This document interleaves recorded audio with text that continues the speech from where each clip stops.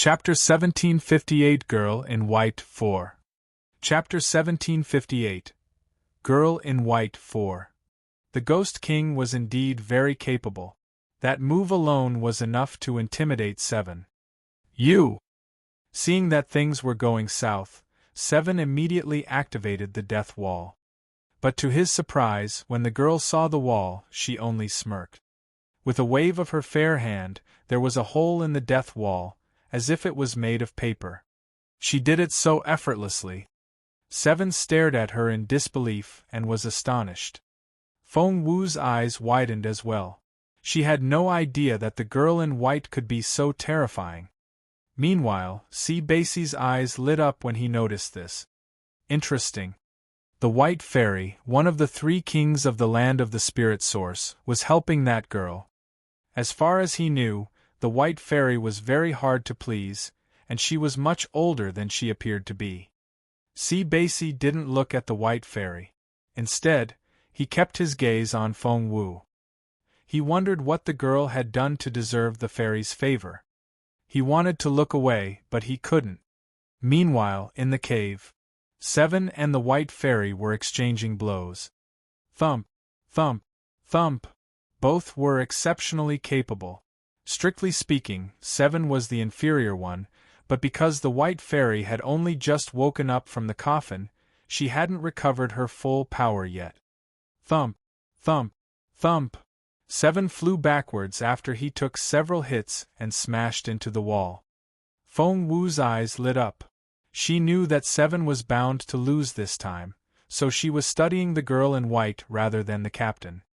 The girl stepped on Seven's chest and smirked. "Give it to me." Cough. "What are you talking about?" Seven spat out a mouthful of blood and stared at the girl. The White Fairy had an eerie look in her eyes. Suddenly, she stuck out her tongue. Her red tongue immediately wrapped around Seven's neck, almost choking him. "If you won't give it up, I'll take it myself." Her serrated tongue suddenly moved, and there was a tearing sound. Seven's chest was ripped open. Blood gushed out, painting the entire wall red. Feng Wu stepped back and narrowed her eyes.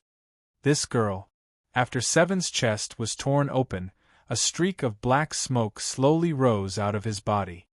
The black smoke then took shape, turning into a human form before it landed on the ground. "Master!" The figure then stood in front of the White Fairy and bowed at her. Seven stared at the girl. You! The fairy snorted. "How dare you steal my new and confine him?" Seven was filled with despair. He had no idea that things would turn out like this. Indeed, had it not been for the land of the Spirit Source, he wouldn't have made such rapid progress. Last time, when the land of the Spirit Source appeared, he happened to catch an old ghost. Chapter 1759 Girl in White 5. Chapter 1759 Girl in White 5. To refine that ghost, he had to go through hell, and he almost hadn't made it. With much difficulty, he had been able to wake up again. "If he's your servant, who are you?" Seven put a hand over his chest where blood was gushing out. He stared at her and had a bad feeling. The White Fairy snorted. "I'm the White Butterfly. The White Butterfly." Hearing that name, Seven felt as if a thunderclap had just exploded over his head. "You're the White Butterfly, one of the three kings of the land of the Spirit Source?" Seven spat out mouthfuls of blood as he coughed. "I didn't expect that people would still remember my name after my long slumber." "I like you," the White Butterfly told Seven. Seven knew that if he didn't say something, he would die. "I know Master Teacher Si Basie. I'm his indirect pupil." Seven cried out. The White Fairy stared at Seven. "It's true. I really am. I'm telling the truth. Since you know my name, I won't kill you. You can go." The White Fairy ignored Seven after that. Feng Wu's eyes widened. "Master Teacher Si Basie?" The White Fairy spared his life just because he knew that man. Was that Master Teacher really so terrifying? Meanwhile, the White Fairy turned her gaze on Feng Wu. "You, the white fairy casually crooked a finger at her. Come here. Feng Wu's stomach lurched. At the same time, a few thousand kilometers away, Master Teacher C. Basie also looked surprised. Even C. Basie himself didn't realize that his mood had changed drastically in the past few minutes, although he had always been able to remain unperturbed. Being a clever girl, Feng Wu immediately ran to the white fairy. The white fairy stared at Feng Wu with her cold, brooding eyes. Your name? Feng Wu. Feng Wu grinned. The white fairy narrowed her eyes. Feng Wu? Why do I feel that I've heard that name before? Tilting her head, the white fairy tried to recall, but her head was simply too muddled. Feng Wu was on edge. This white fairy was so terrifying.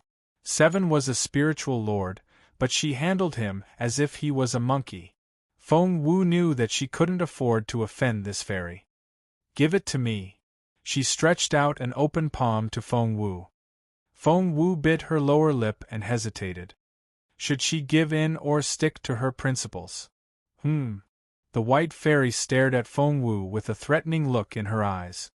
Feng Wu asked, Do I have to? The white fairy stared at Fairy and smirked.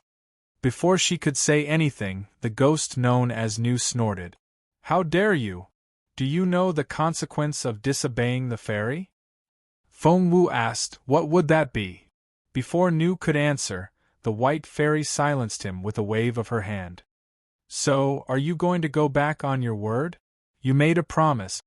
The white fairy stared at Feng Wu with a half-smile on her face. Feng Wu stared at her. Our deal was that you would kill a person for me after I woke you up.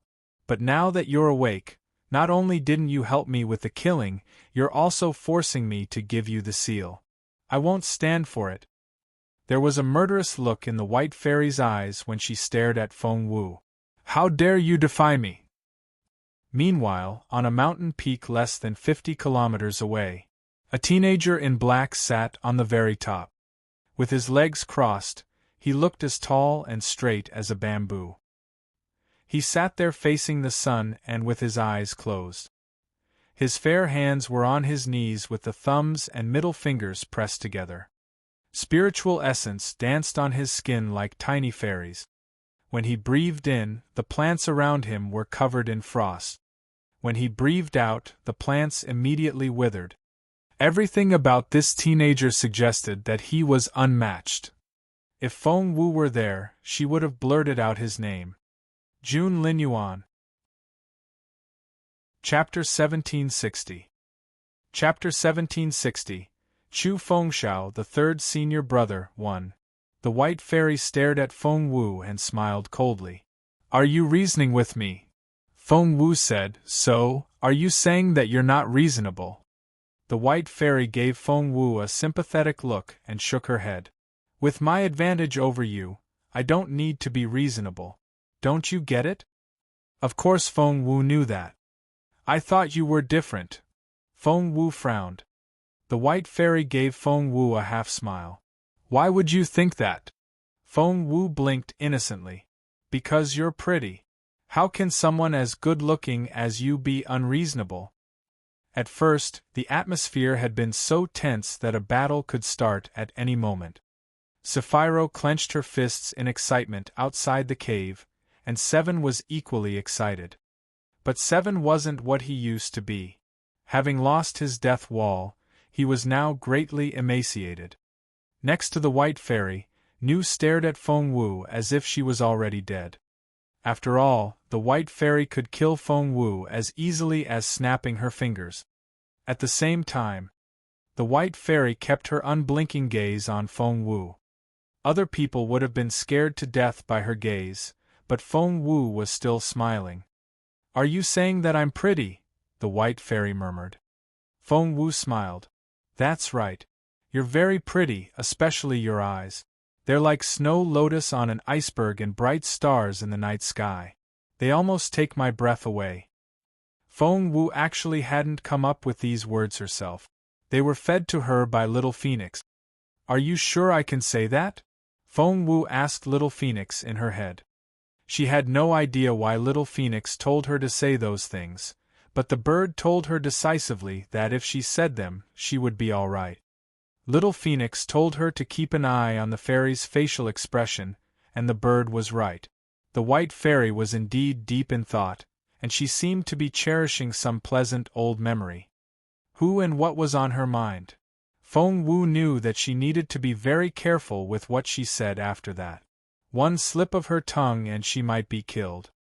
Judging by the battle between the White Fairy and Seven Early, Feng Wu could tell that the White Fairy was unfathomably capable.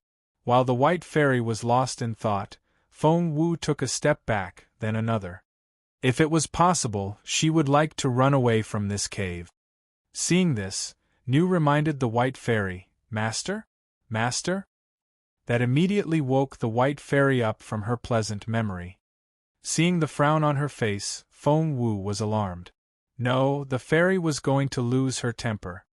As expected, the next second, the White Fairy stared at Feng Wu with a murderous look in her eyes. Immediately, Feng Wu's heartbeat quickened, as if her heart was going to jump out of her throat. However, the next second, the White Fairy turned her cold gaze on Nu. Smack! The White Fairy smacked Nu on the head. Crack! Nu smashed into the wall and almost passed out. Chapter 1761 Chu Fengxiao, the Third Senior Brother, 2.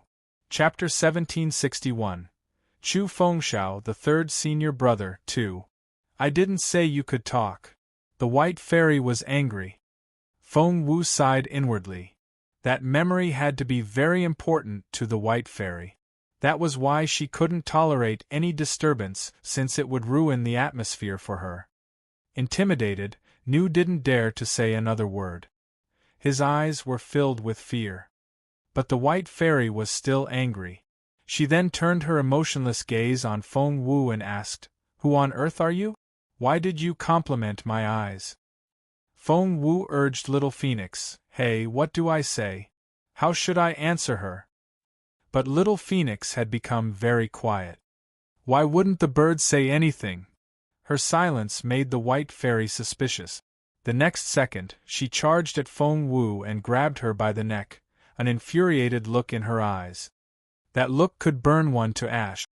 "Hey, you lousy bird, say something." Feng Wu grew anxious. But Little Phoenix didn't say a word, as if someone had stopped it. In fact, it wasn't that it didn't want to speak. It wanted to say something, but it just couldn't. The stress made it break into a sweat. Since Little Phoenix didn't say anything, Feng Wu had to make something up herself. "Ahem. Your eyes really are very pretty. Can't I even say that?" Feng Wu found it very difficult to speak. At the same time, Sapphiro and Seven looked at each other, and both gloated at Feng Wu's predicament. They were sure that Feng Wu was going to die this time.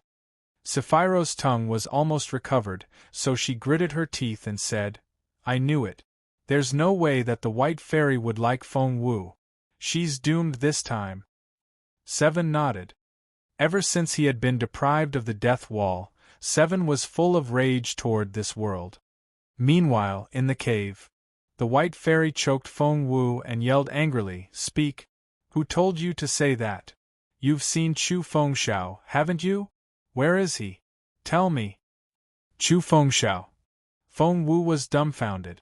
She had never heard that name, so how could she have seen him before? Chu Fengxiao? I've never. Suddenly, Little Phoenix stopped her with a shriek. "You've seen Chu Fengxiao. Say it." Little Phoenix said anxiously. Feng Wu couldn't believe it. That lousy bird had been silent until now. Before Feng Wu could scold Little Phoenix, the White Fairy tightened her grip. "Speak. You know Chu Fengxiao, don't you?" Feng Wu said in frustration, "Yes, all right, I've met Chu Fengxiao before." As soon as she said that, the White Fairy trembled violently, as if the world had lit up. Feng Wu didn't know what to say. The malicious White Fairy was terrifyingly capable, and she was unpredictable as well. However, she almost lost control when she heard Chu Fengxiao's name. Who on earth was this man? Who is Chu Fengxiao? Feng Wu asked Little Phoenix in confusion. Little Phoenix gave her a strange look. Chapter 1762 Chu Fengxiao, the Third Senior Brother, 3. Chapter 1762 Chu Fengxiao, the Third Senior Brother, 3. Feng Wu prompted the bird. Hey, talk to me. Who's Chu Fengxiao? Little Phoenix asked. Are you sure you want to know? Feng Wu said, Yes. Just tell me. Little Phoenix said, He's your senior brother. Feng Wu couldn't believe her ears. What did you say? Who's senior brother? Little Phoenix's voice rang out in her head. Yours. He's your senior brother. He used to be your beautiful master's disciple. Feng Wu didn't know what to say. Little Phoenix said, It's the truth. What you know is only a fraction of how powerful your beautiful master was. Feng Wu asked, He's my senior brother? And the third one? Little Phoenix nodded solemnly. Feng Wu said, So, I have 2 other senior brothers. Tilting its head, Little Phoenix gave it some thought and said, I suppose so. Feng Wu asked anxiously, What do you mean by that? Aren't you supposed to know everything? Little Phoenix sounded frustrated. Who told you that? Feng Wu said, If you know that Chu Fengxiao is my third senior brother, how can you not know who the other 2 are? Little Phoenix smacked its head and looked at Feng Wu in frustration. I have a memory problem, you know that. What I'm sure is that I must have known your 2 other senior brothers once, but I only have a fraction of those memories, so I really have no idea who they are. Feng Wu asked, What about my third senior brother? Why did you suddenly remember him? And why didn't you tell me earlier? Little Phoenix looked at her in frustration. Feng Wu asked, Why are you looking at me like that? Little Phoenix said woefully, It isn't that I was keeping it from you. I just didn't know who he was, let alone the name Chu Fengxiao. I only recalled that name because this white fairy who tried to kill you brought it up. Only then did it jog my memory. Both Feng Wu and Little Phoenix knew that its memory had been sealed. Ever since its last breakthrough, it was able to remember some important bits, but most of the time it was still the same. Feng Wu said, Fine, tell me about this Chu Fengxiao then. Who is he, and why is the white fairy so obsessed with him? Little Phoenix glanced at the white fairy and saw that she was lost in her memories again, so it lowered its voice and told Feng Wu, Your third senior brother is a very impressive man. He's very capable. Feng Wu asked, How capable? Little Phoenix asked, Do you know Feng Sun's father? Feng Wu said, Of course I do. Lady Northern Feng is my godmother. The Northern Feng general is stationed on the northern border. He's considered the most capable man over there with unfathomable strength. Even Emperor Wu reveres him sometime. Little Phoenix asked, Do you know Master Teacher Si Baisi then? Feng Wu said, Master Teacher Si Baisi is said to be the most capable man on the Sinal grassland. He has never been defeated in his life. He also has very high standards. The rumor is that he still has no disciple because he doesn't think that anyone is worthwhile. Little Phoenix nodded and said, Your third senior brother once saved Northern Feng General from thousands of enemies. Feng Wu said, That impressive? He saved Northern Feng General? Is he as capable as he is, then? Chapter 1763 Chu Fengxiao, the Third Senior Brother, 4. Chapter 1763 Chu Fengxiao, the Third Senior Brother, 4. Little Phoenix neither nodded nor shook its head. It went on. He also killed the previous chieftain Sinal, and made his way through an army of thousands. Back then, the chieftain was protected by Master Teacher Si Baisi. Feng Wu's eyes sparkled. Wow, my third senior brother is so impressive. He was able to kill the chieftain even when Master Teacher Si Baisi was protecting him. He has to be as powerful as the Master Teacher. Little Phoenix nodded. Feng Wu asked, Then what? Tell me. Where is my third senior brother now? With such an impressive third senior brother around, no one would dare to pick on her again, thought Feng Wu. Scratching its head, little Phoenix looked at Feng Wu guiltily. That's all I can remember. Feng Wu said, You lousy bird. I'm so mad at you. Humph. Little Phoenix grumbled. Just then, the white fairy returned to herself and stared at Fairy. Speak. How do you know Chu Fengxiao? Who is he to you? The white fairy tightened her grip with a jealous look in her eyes. Feng Wu was already having trouble breathing, and she was almost suffocating now. She was amazed by how strong the fairy was. She had to speed up her cultivation to strengthen herself. However, her top priority was to get out of this mess. Feng Wu decided that the white fairy had to have a history with her third senior brother. Judging by her obsession, she had to like the man. As for if he liked her back, Feng Wu had no idea.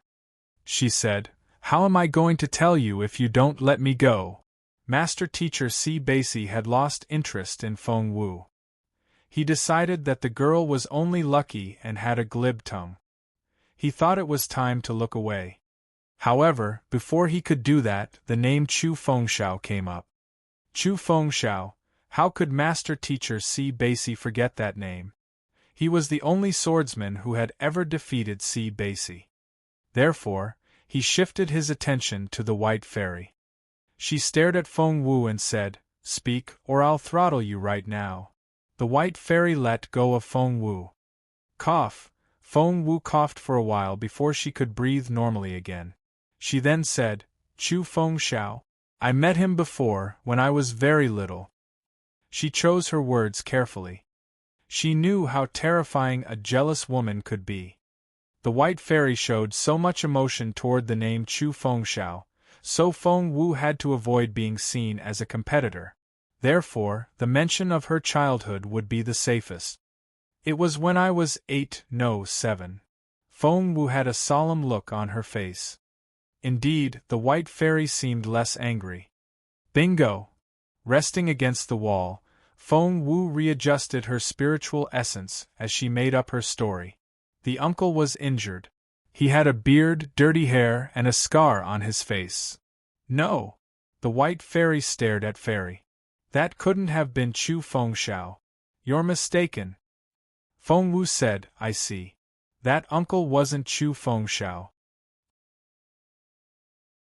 Chapter 1764 Chu Fengxiao, the Third Senior Brother, 5. Chapter 1764 Chu Fengxiao, the Third Senior Brother, 5. Feng Wu wondered if she was off the hook now. The white fairy glared at Feng Wu. I'll kill you if you haven't met him. Feng Wu was speechless. Some women who had been emotionally injured were just unreasonable.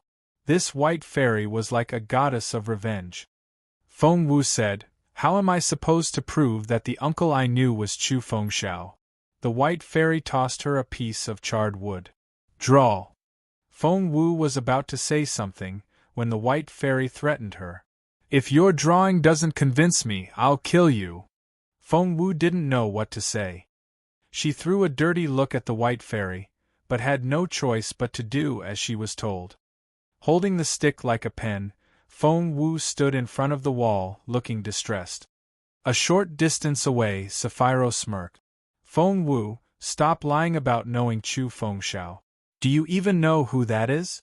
I'd like to see you talk your way out of this. As a matter of fact, Feng Wu really had no idea what Chu Fengxiao looked like. When she started drawing, she drew the bearded man with the scar that she described. The white fairy was displeased. Sapphiro was so glad that she almost laughed. But just then, Feng Wu started a second drawing according to Little Phoenix's instructions. Chu Fengxiao has bigger eyes. Yes, fierce ones. And a prominent and handsome nose. Thin and well-defined lips. Feng Wu finished both drawings in no time. She then turned to the white fairy and said, The first one is what Uncle Chu looked like when I first met him.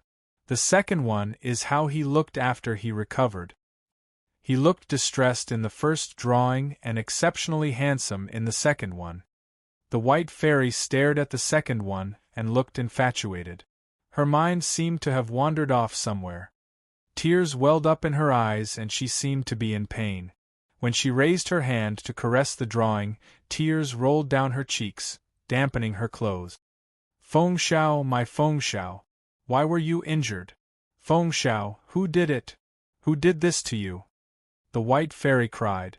She then waved her hands around and became very emotional. A sinister wind blew and the entire cave shook. It was terrifying. When the Ghost King got angry, a lot of people would die. It was true. Feng Wu moved away from the white fairy to stay out of harm's way. She had drawn the injured Chu Fengxiao to convince the white fairy as well as to bring out her sympathy. As expected, she had the white fairy under control. Feng Wu was a little relieved and smiled inwardly. She thought, my dear third senior brother whom I've never met, I'm gonna use you as an excuse for now. When we actually meet, I'll make it up to you with some good wine. Meanwhile, the white fairy stared at the drawing for a very long time before she turned her gaze on Feng Wu. Speak. Feng Wu looked perplexed. The white fairy asked, why was he injured? Who did it? How did you meet him? How well did he recover? Where did he go afterward? No. Stop right there, said Feng Wu.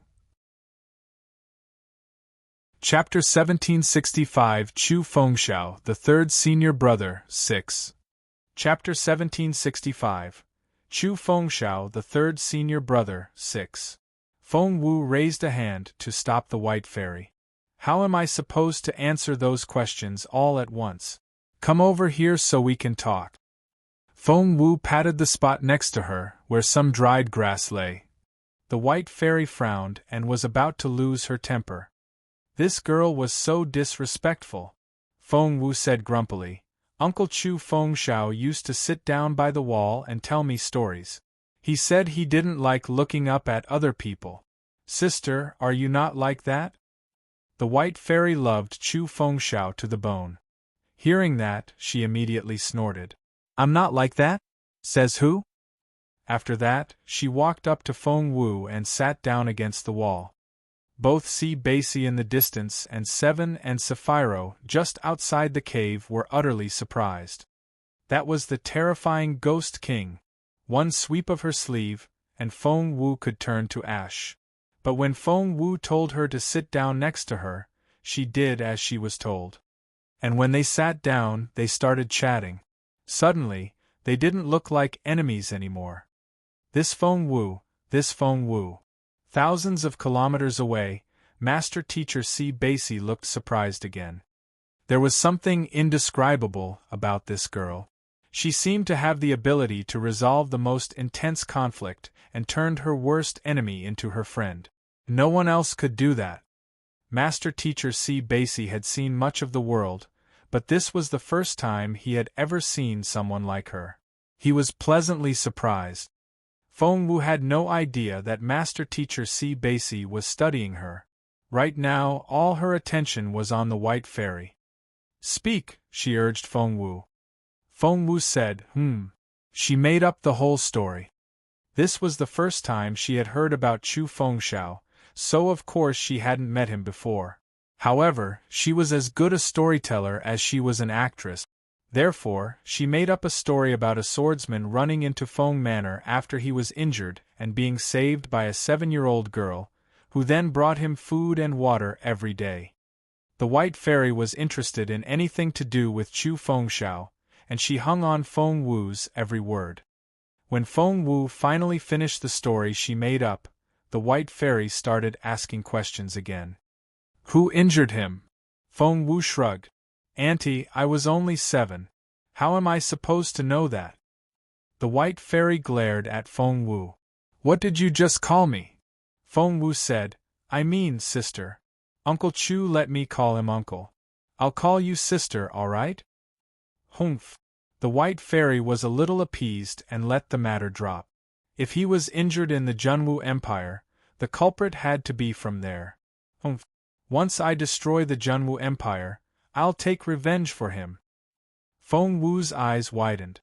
This white fairy was so. She didn't want to see such a disaster fall upon the people of the Junwu Empire, so she immediately said, Wait.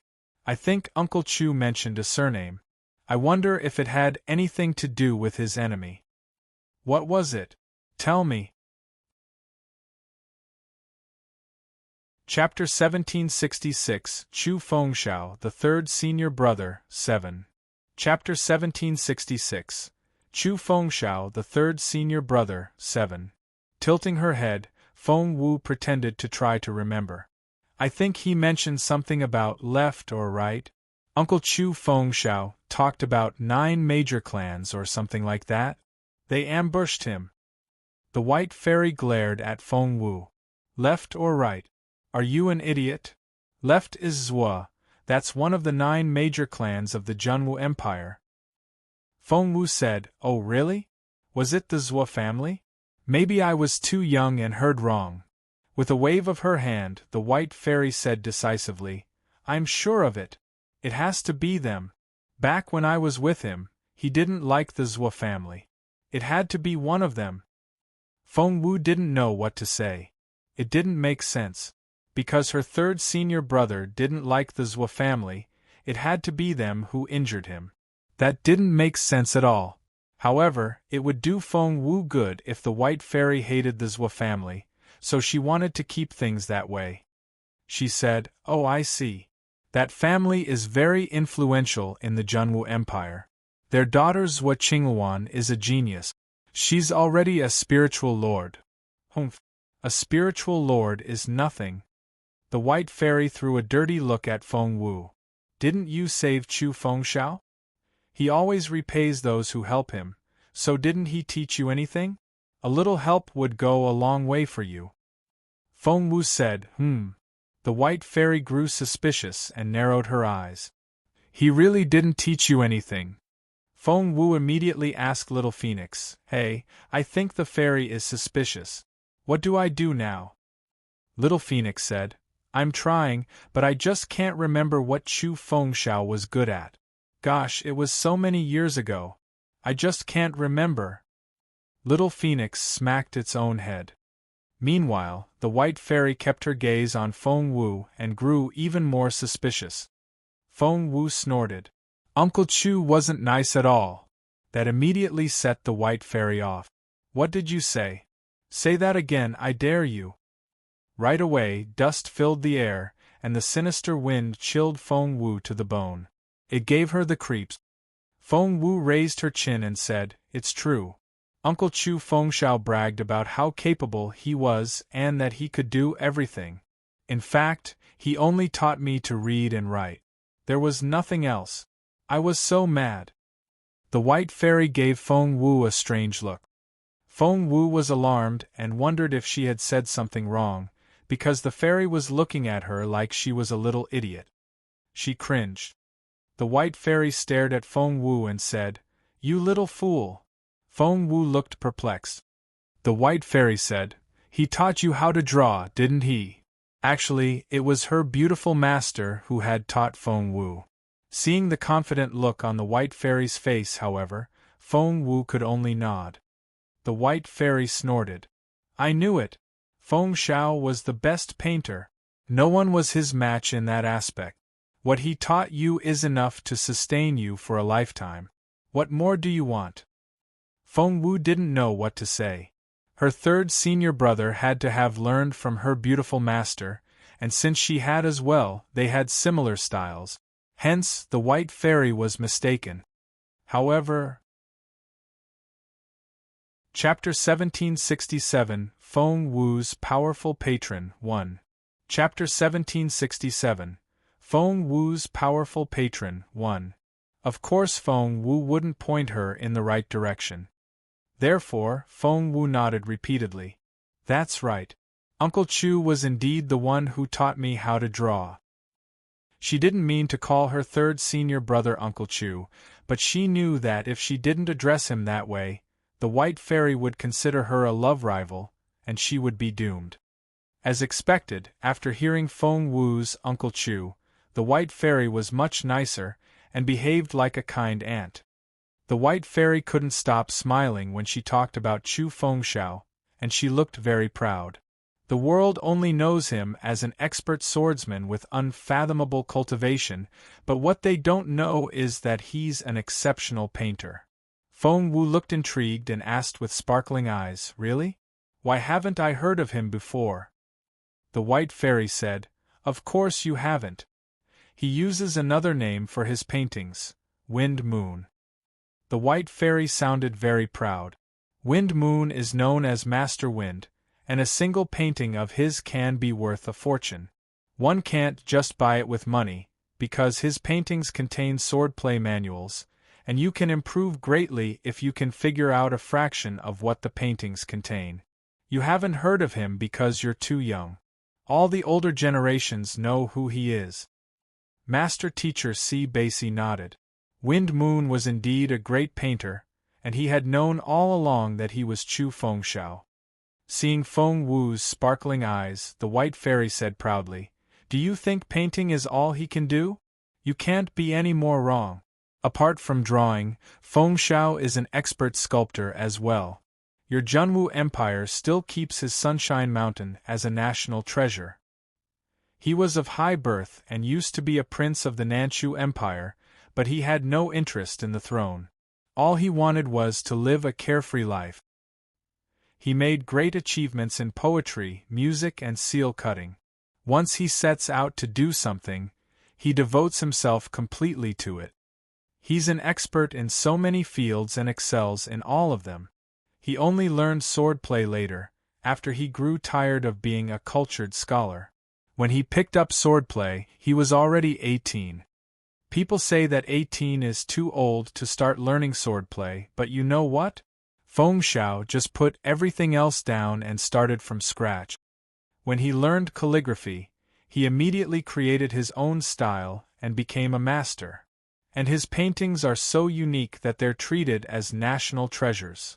People couldn't wait to get their hands on his new poems, and his moves when he was on stage were impeccable. He's so talented that he can master everything he learns. He reminds people of the wind and the moon. He started as a profligate and unrestrained man, but he also has the heart of a child. When he became the top swordsman, he became quite introverted and steady. He really is the most unique man I've ever met. How can anyone not find him attractive? The White Fairy didn't try to hide her affection for Chu Fengxiao. "So, if you dare say one nasty word about him, I'll kill you." Feng Wu had no idea that her third senior brother could be so amazing. Even she herself found the man very lovely, to say nothing of the White Fairy.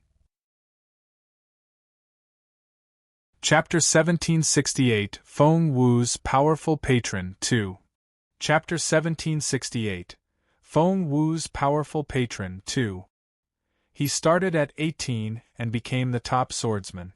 That was almost an impossible task. Little Phoenix said in Feng Wu's head, "That's right. My master spoke highly of Chu Fengxiao." Feng Wu asked, "What did he say?" Little Phoenix said, "The master called him an earnest man." Feng Wu gave it some thought and nodded.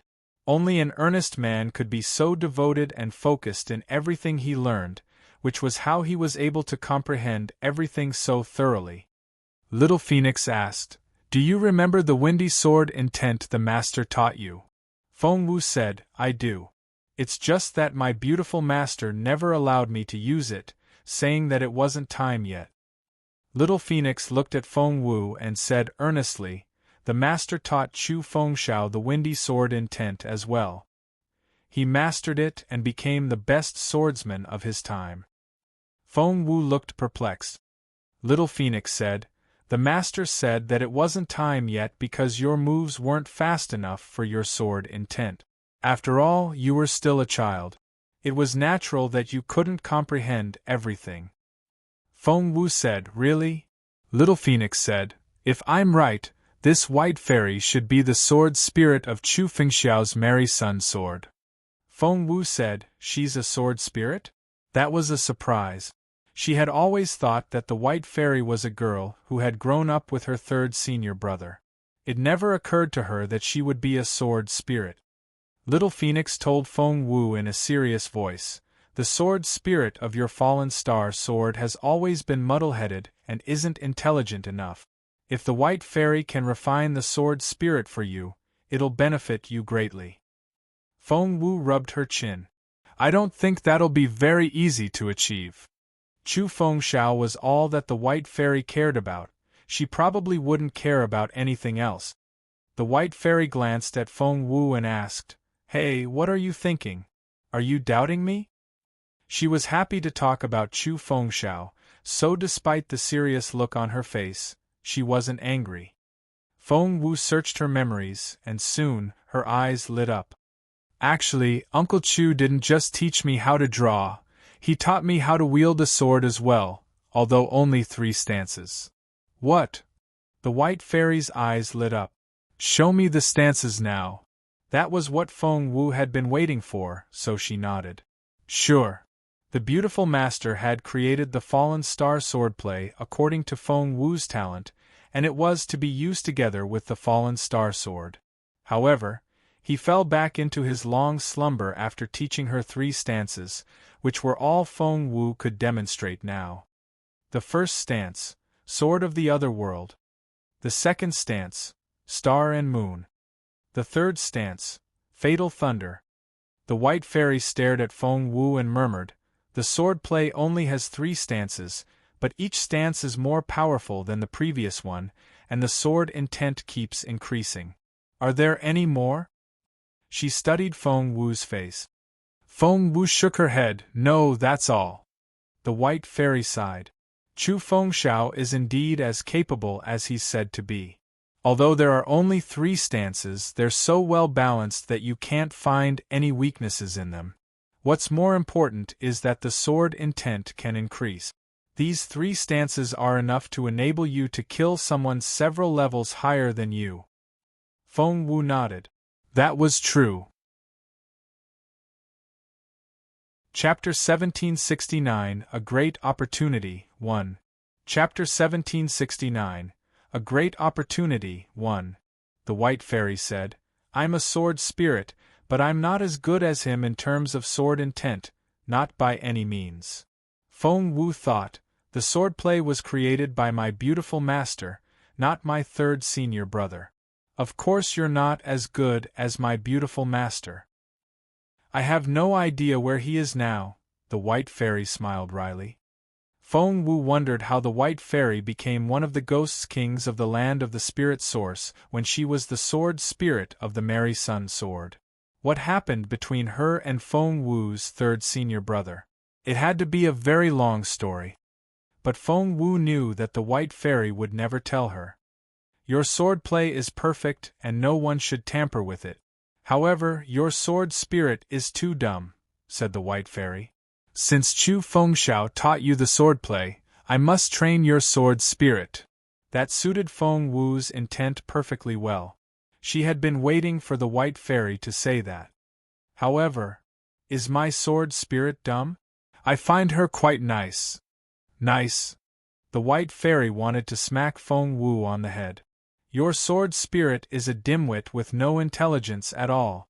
She's a little idiot. She doesn't deserve such an excellent swordplay.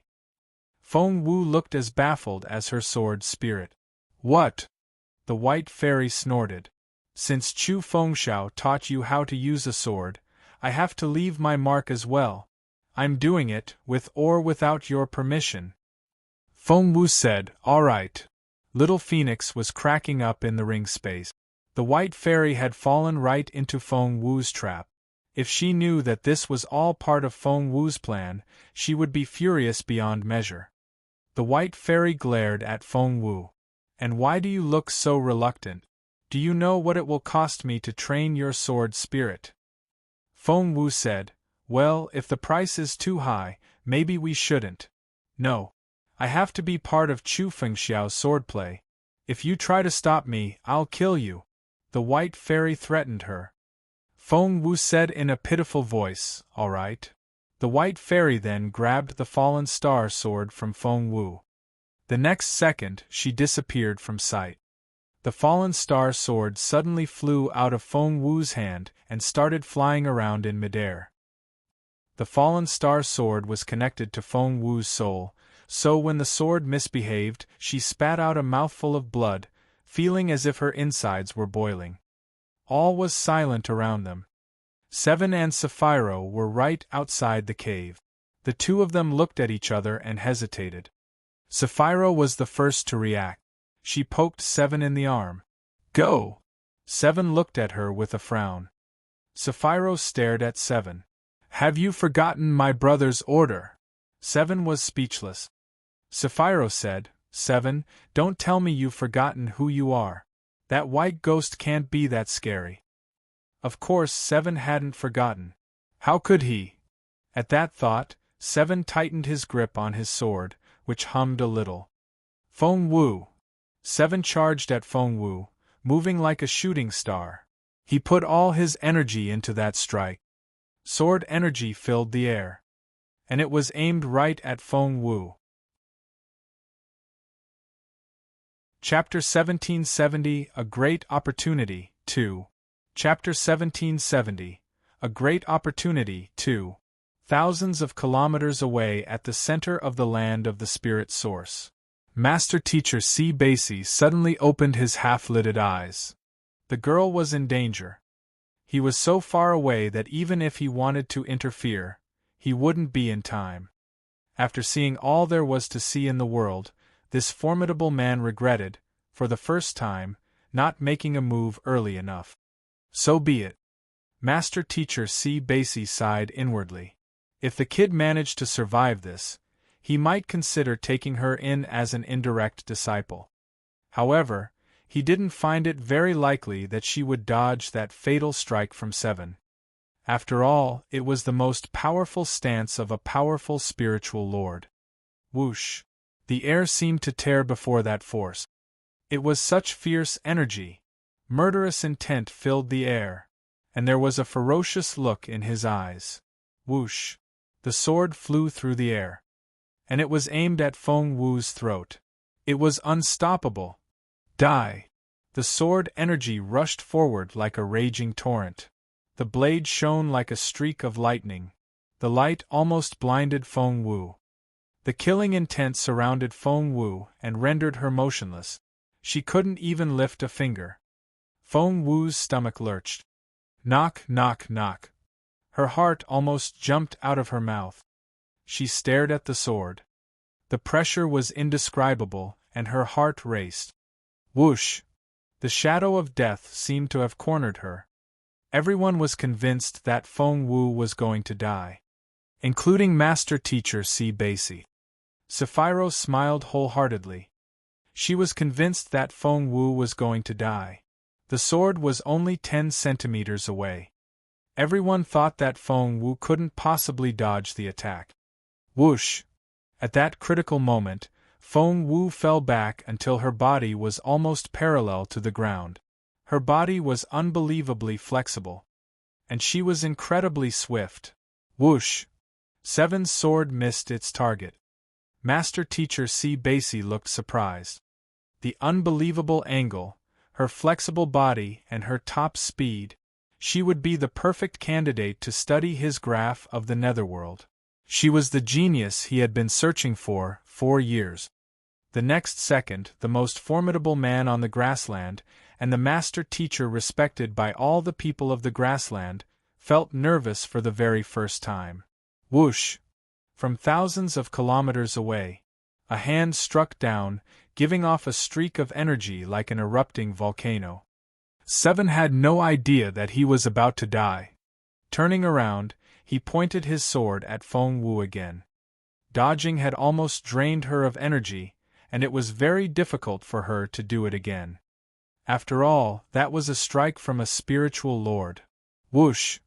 The sword seemed to roar.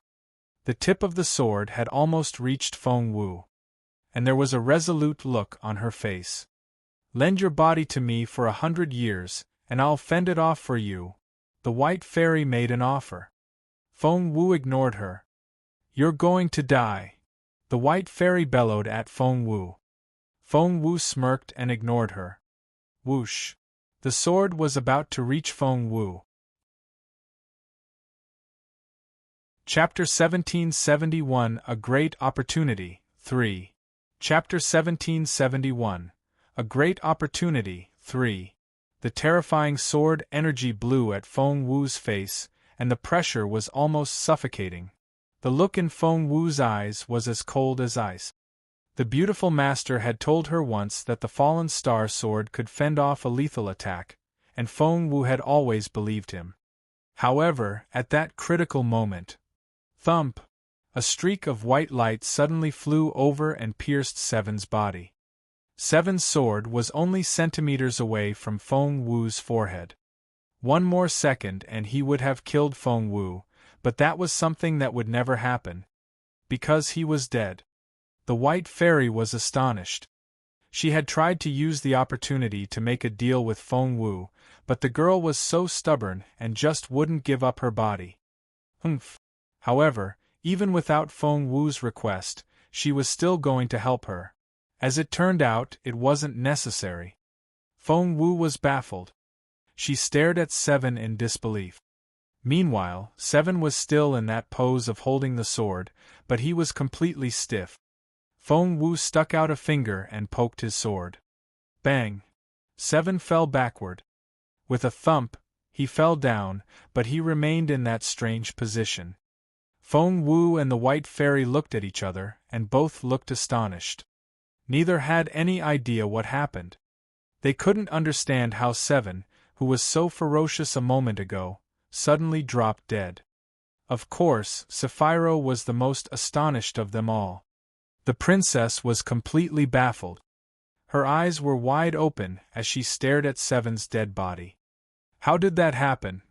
How could this be possible? Seven could have killed Feng Wu. His sword was only centimeters away from her. It was that close. Sapphiro immediately ran to Seven's side, crouched down, and checked his breathing. There was none. She then checked his pulse. She couldn't find one either. Thump! Sapphiro dropped to the ground and stared at Seven in disbelief. Dead. He really was dead. The last bit of hope she had was all but destroyed. She felt chilled to the bone. There was a streak of white light and Seven's dead? Sapphiro stared at Feng Wu and murmured. Feng Wu shrugged. She had no idea either. What on earth is going on? What did you do? Feng Wu, are you even human? Sapphiro stared at Feng Wu. She wanted to charge at her but didn't dare to. A chill ran down her spine, and there was fear in her eyes. Just then, there was another streak of white light. WTF. Sapphiro was so jumpy that she stumbled back. However, when she saw who it was, her eyes popped out. Because it was none other than Master Teacher. Sapphiro was astonished.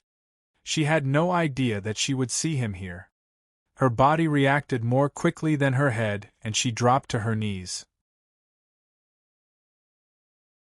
Chapter 1772 A Great Opportunity, 4. Chapter 1772 A Great Opportunity, 4. Watch out! The White Fairy lowered her voice and whispered to Feng Wu. Because Feng Wu and her sword spirit had a bond between them, when the White Fairy entered the fallen star sword willingly, she had formed a connection with Feng Wu as well. No one else could hear them when they communicated with their mind. Feng Wu also felt the pressure. It was an old man wearing a red and yellow cassock with a stately look about him. His eyes reminded them of ice, and he seemed to bring heavy clouds with him wherever he went. The energy filled the space. Even Sapphiro, who was unbelievably arrogant, prostrated on the ground and acted as harmless as a lamb. Master Teacher. Feng Wu stood where she was and studied the man without twitching a muscle. The majestic Master Teacher Baisi was studying Feng Wu as well. The White Fairy warned Feng Wu, "This man is very capable, and in my current form, I'm not his match. You better be careful." Meanwhile, despite the reverence she showed, Sapphiro was laughing inwardly. Ha ha! She thought, Feng Wu, how dare you look at him like that? Do you know who he is? He's the most respected master teacher of the grassland. he's also the most capable man here. Even my father respects him greatly. Do you know what his frenzied followers will do to you if you offend him? How dare you look at him in such a disrespectful way? You're doomed." Sapphira was over the moon. Although Seven was dead, Feng Wu wasn't going to live either. Because the master teacher wasn't exactly a kind man. Feng Wu had no idea what was going on in Sapphira's head. Tilting her head, she studied the master teacher with her bright eyes and smiled at him. "How can I help you?" The white fairy gave Feng Wu a "you idiot" look. Although she didn't fear the master teacher the way Sapphira did, she had to admit that he was a terrifyingly capable man. After all, he was like God in this place. One could say that he was the ruler of the land of the spirit source, and he alone could decide who lived or died. The master teacher studied Feng Wu carefully, looking at her from head to toe. With her unique features and great posture, especially her impossible moves, he was sure that she was the only candidate. At that thought, he smiled at Feng Wu. He smiled. Sapphira was so shocked that she couldn't believe her eyes. That couldn't be. Sapphira didn't get to meet the master teacher so often, but this was the first time she had ever seen him smile. She had always remembered him as this unapproachable, majestic figure who reminded her of God. In comparison, she felt like something living in the mud. But this time, he was smiling. Moreover, he was smiling at Feng Wu. Somehow, Sapphira had a very bad feeling. However, she was afraid of the master teacher and only dared to steal a glance at him every now and then. When the master teacher smiled, the heavy mood was lifted and the sky seemed to clear up. Chapter 1773, A Great Opportunity, 5. Chapter 1773, A Great Opportunity, 5. The change in the atmosphere seemed to cheer everyone up. "You're Feng Wu, aren't you?" The master teacher smiled at her. Feng Wu tilted her head. "And you're the master teacher?" The master teacher nodded. "Feng Wu, I'd like to ask you, do you want to be my disciple?" At those words, everyone else went completely silent. No one made a sound. Sapphira looked like she was being choked. She just stood there, looking rather dumb. In fact, Sapphira didn't know what to think. What did the master teacher say? "Do you want to be my disciple?" Sapphira wondered if the world had gone crazy. She had wanted to become his disciple since she was born. Her talented senior brother had always been deemed the most qualified one to become the master teacher's disciple. The master teacher had been searching for a disciple for years and years. But Feng Wu? Why? Sapphira couldn't believe her ears. While Sapphira refused to accept reality, Feng Wu was surprised as well. She looked at the old monk in confusion. "Master teacher, what did you just say?" The old monk studied Feng Wu, and the more he looked at her, the more amazed he was. She was such a treasure. He wondered which master had done the trick, hiding the girl's talent from the world. "Your physical features are unmatched. You're such a genius. A genius."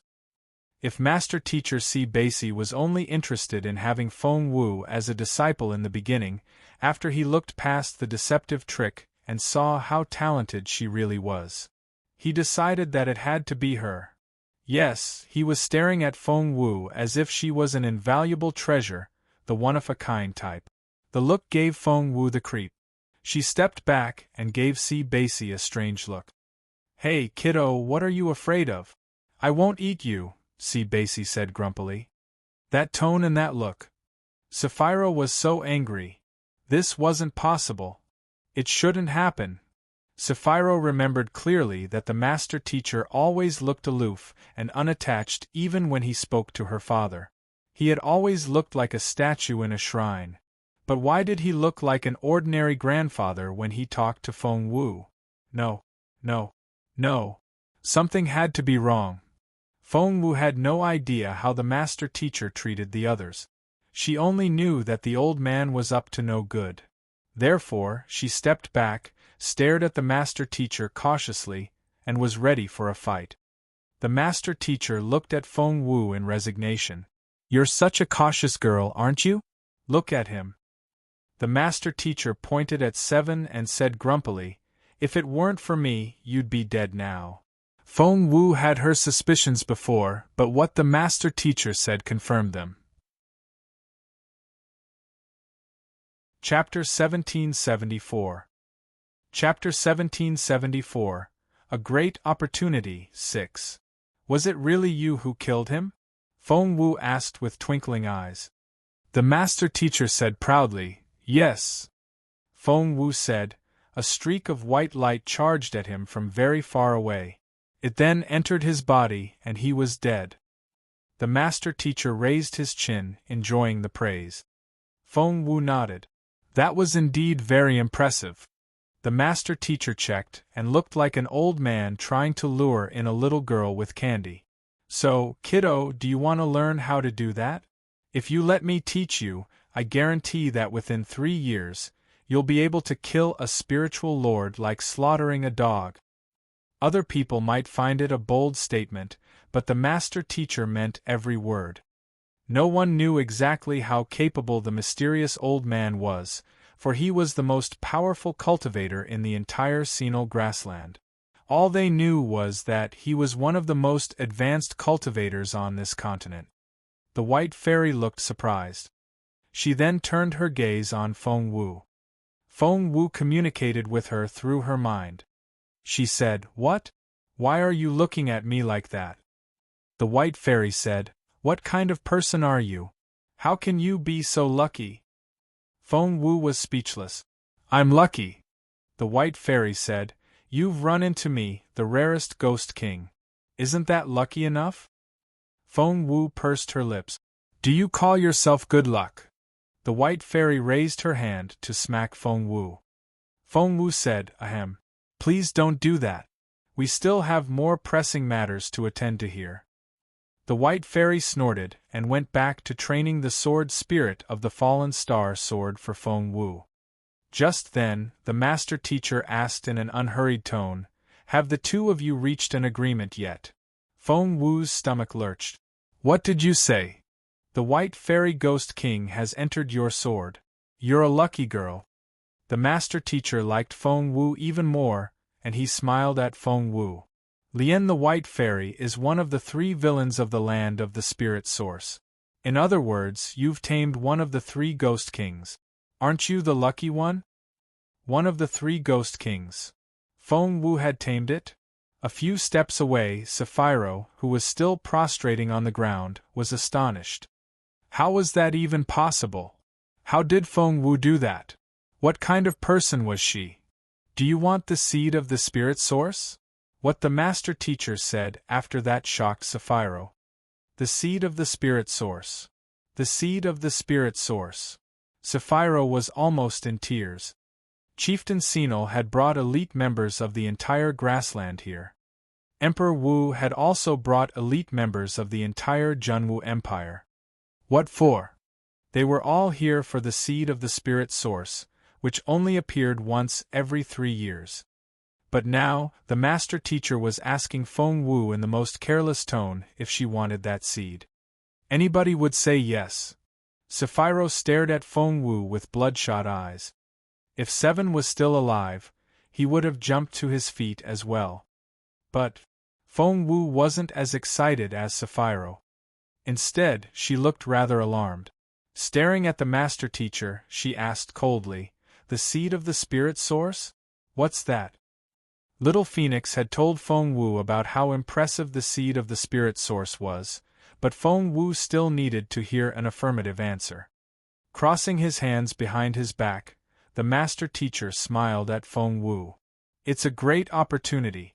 It'll raise your cultivation level by an entire stage." Feng Wu's eyes widened and she stared at the master teacher in astonishment. Chapter 1775, I'm Your Master. Chapter 1775, I'm Your Master. The master teacher nodded with a smile. "You're a level 7 spiritual elder now. If you obtain the seed of the spirit source, you'll become a level 7 spiritual lord. Wow! Sapphiro's eyes turned blood red with jealousy and her heart raced.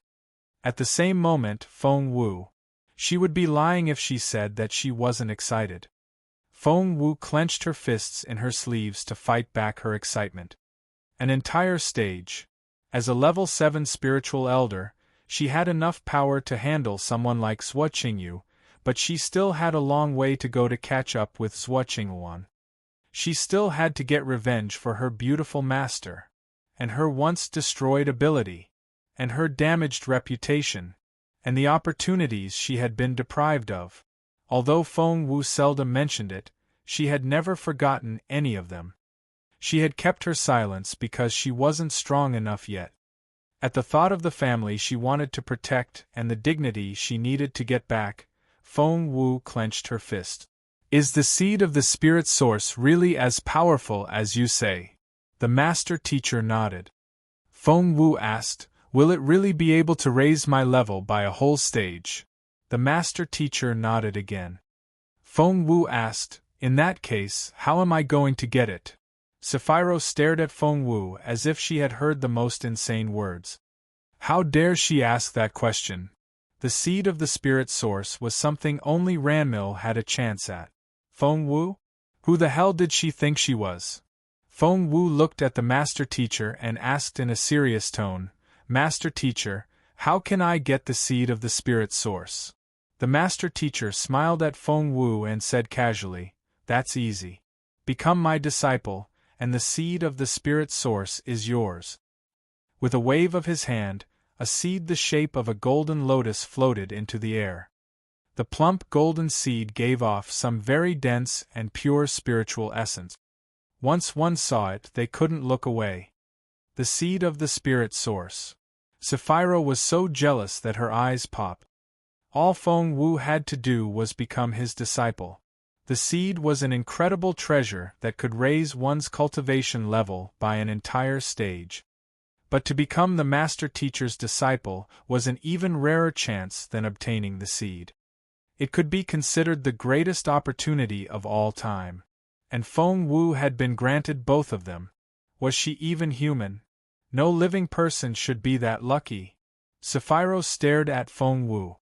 Meanwhile, Feng Wu stepped forward. Sapphiroh cried out, wait! Master teacher, are you exploiting public office for private gain now? The air seemed to freeze at that moment. Everyone stared at Sapphiroh, and Feng Wu looked at her as if she was already a dead person. So did the ghost. They started to consider Sapphiroh one of them. Tilting his head, the master teacher turned his gaze on Sapphiroh. He had smiled like a kind grandpa when he looked at Feng Wu, but now, cold, murderous energy filled the air. Sapphiroh felt as if she was being choked by an invisible hand. Exploiting public office for private gain? The mysterious and well-respected master teacher grinned. You're correct. Chapter 1776, I Only Have One Master, 1. Chapter 1776, I Only Have One Master, 1. Sapphiroh said, What? The master teacher nodded with a half-smile. I'm doing that. So what? The old man held the golden lotus in his hand and smiled at Feng Wu. Kiddo, what's your answer? He completely ignored Sapphiroh, as if she was already dead. What was her answer? Sapphiroh stared at Feng Wu. She wondered what Feng Wu was waiting for. If she were given the chance, she would have already dropped to her knees and greeted her new master. However, Feng Wu. She only frowned at Master Teacher C. Basie, looking rather troubled. She was troubled? Why? Sapphiroh couldn't believe that Feng Wu could be so idiotic. To her disbelief, Feng Wu actually. You're the most capable man on the grassland, and I'm afraid that you're too good for me. Sorry, Master Teacher, but I have to say no to your offer. What? Feng Wu's words astonished everyone. Sapphiroh couldn't believe her ears. Even the White Fairy found Feng Wu's choice very strange. She had to remind her, Hey kid, aren't you a bit too proud? Feng Wu asked. Am I? The White Fairy said, Master Teacher C. Basie isn't just the most powerful man on the grassland. Only a handful of people have ever been his match on the entire continent, including your Uncle Chu. How can you turn down his offer when he wants to be your master? Feng Wu shook her head. The White Fairy asked why. Feng Wu said, I already have the best master in the world. I can't possibly take a new master. The White Fairy asked, Who's your master? Feng Wu smiled. I can't tell you who he is, but he does have a connection with you. The White Fairy frowned. A connection with her? Who could that be? Master Teacher C. Basie was surprised by Feng Wu's reply as well. But he calmed down almost immediately and looked at Feng Wu with cold eyes. Kiddo, are you sure about this? Feng Wu nodded and said, Yes. If you become my disciple, you might not become the most capable cultivator in the entire world, but I can guarantee that you'll be one of the top 3. Will you still say no? Yes, I've made up my mind. Master Teacher C. Basie had been a genius monk when he was young and was now a genius master teacher later in life. No one had ever said no to him. He would be lying if he said that he didn't feel frustrated. However, the master teacher remained very calm, and he nodded at Feng Wu. If you change your mind, feel free to come to me anytime. Sapphiro stared at him in disbelief.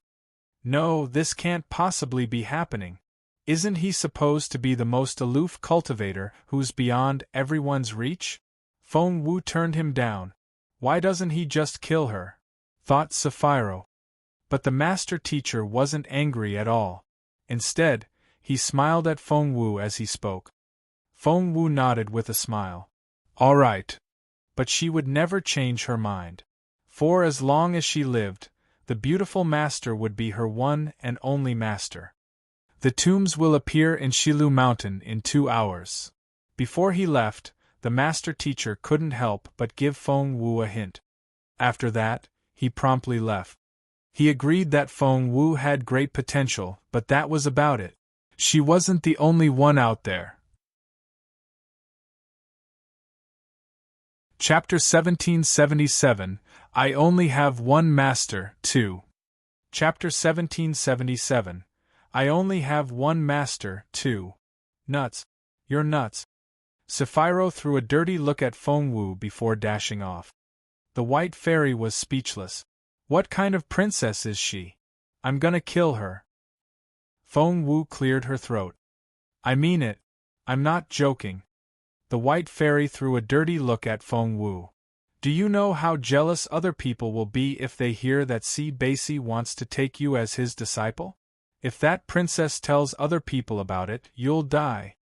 Feng Wu smiled. Don't worry. She won't do that. The White Fairy asked why. Feng Wu glanced at the White Fairy and wondered if the fairy had been a ghost for too long to understand human nature, or if she had always been like this. Why? The White Fairy asked. Feng Wu smiled wryly. Because of human nature. Sapphiro has always considered me her rival, but she has never been able to win, which is why she holds a lot of grudges against me. Moreover, she desperately wants to become Master Teacher C. Basie's disciple, while I turned down the offer when I was given the opportunity. No matter how angry she is, she'll never tell anyone else, because it won't do her any good. The White Fairy agreed with her. However, so you do know what you've missed out on, she said grumpily. Do you know what a great opportunity you've turned down? Becoming Master Teacher C. Basie's disciple is more important than any other matter on the Sinal grassland. Do I have to remind you of that? Feng Wu smiled. But the entire continent combined together isn't as important as my beautiful master. Who's your beautiful master? The White Fairy asked curiously. Hey, don't tell me it's Chu Fengxiao. She didn't like the thought of that at all. Feng Wu rolled her eyes. Your Chu Fengxiao is nowhere near as good as my beautiful master. The White Fairy didn't like the fact that Feng Wu didn't think highly of Chu Fengxiao, but she liked the sound of your Chu Fengxiao. Seeing the infatuated look on the white fairy's face, Feng Wu smiled wryly. She wondered what kind of man her third senior brother was. The white fairy still couldn't forget him after so many years. By the way, what are the tombs in Shilu Mountain? Feng Wu suddenly remembered what master teacher Si Baisi said before he left. Well, about that, the white fairy gave Feng Wu a strange look. Feng Wu said, "What? Do you know how creepy you look?" Tilting her head, the white fairy contemplated. Hey, what's going on? That look on your face will give me the wrong idea. Feng Wu tugged at the white fairy's sleeve. Tell me. Are you sure we're not rivals? The white fairy asked grumpily. Feng Wu asked, why should we be rivals? Because of Chu Fengxiao, of course. Are you sure you're not in love with him?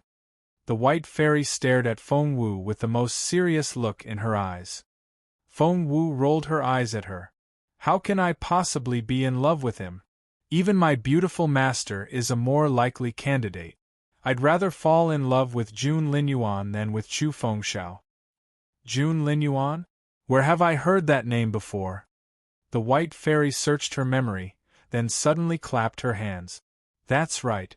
Every time the land of the spirit source opens, someone would mention his name, saying that if he were here, no one else would be able to get the seed. He must be an impressive young man. Chapter 1778, I Only Have One Master, 3. Chapter 1778, I Only Have One Master, 3. Feng Wu said, yes. Not only is he young and capable, he's also the most talented person this continent has ever seen. He'll obtain many more achievements than your Chu Fengxiao in the future. So, how can I possibly fall for Chu Fengxiao? Plus, he's way too old for me. The white fairy liked everything Feng Wu said. She didn't feel threatened at all now. Draw a picture of Jun Linyuan so that I can see what he looks like. The white fairy still considered her Chu Fengxiao to be the most good-looking man. Feng Wu had learned her drawing skills from her beautiful master. Just like Chu Fengxiao, she was very good at depicting reality. Therefore, when Jun Linyuan's face appeared on the wall, the white fairy's eyes widened. You're lying. Feng Wu was confused. Why do you say that? The white fairy said, of course you're lying. Chu Fengxiao's paintings are all about depicting reality, but you're making things up. Such a handsome teenager can't exist. It's only your imagination. Feng Wu was speechless. You know nothing. Jun Linyuan looks just like this, and many people have seen him. That princess knows what he looks like. Why don't you ask her? Feng Wu almost wanted to tell her that her beautiful master was also a very, very handsome man. The white fairy agreed with Feng Wu, so she raised her hand. Whoosh! Her long white sleeve flew out of the cave. Sapphiro had run out after Si Baisi to beg him to take her in as his disciple, but by the time she went outside, the master teacher was already gone. She was still wondering what to do, when a long white sleeve wrapped around her and dragged her back. Before she knew it, she was lying on the ground next to Feng Wu. Thump! The fall almost made her pass out. Tell me who this is. The white fairy pointed at the handsome face on the wall. Jun Linyuan? Why is there a portrait of him here? Sapphiro stared at Feng Wu. Are you nuts? Why did you draw Jun Linyuan's face? Do you want this ghost to track him? Is this how you show your affection? Feng Wu, I'm so disappointed. Feng Wu didn't know what to say. How could she retort back? After all, the white fairy would love to hear this. She was right.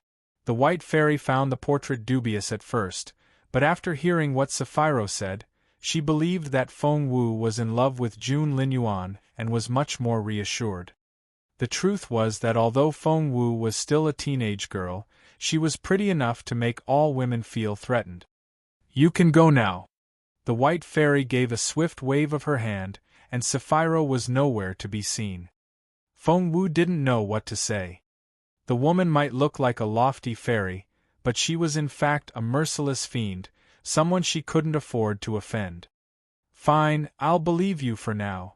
The White Fairy glanced at Jun Linyuan's portrait and said, "The teenager is quite handsome, but Chu Fengxiao is definitely better looking and more talented."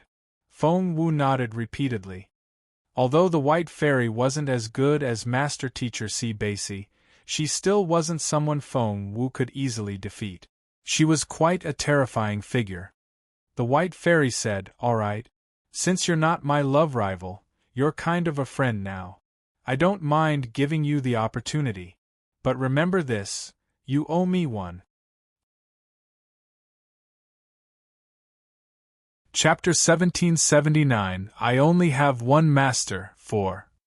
Chapter 1779, I Only Have One Master, 4. Feng Wu said, "Forget it then. I won't go to Shilu Mountain." The White Fairy smirked. "Don't you want the seed of the spirit source anymore?"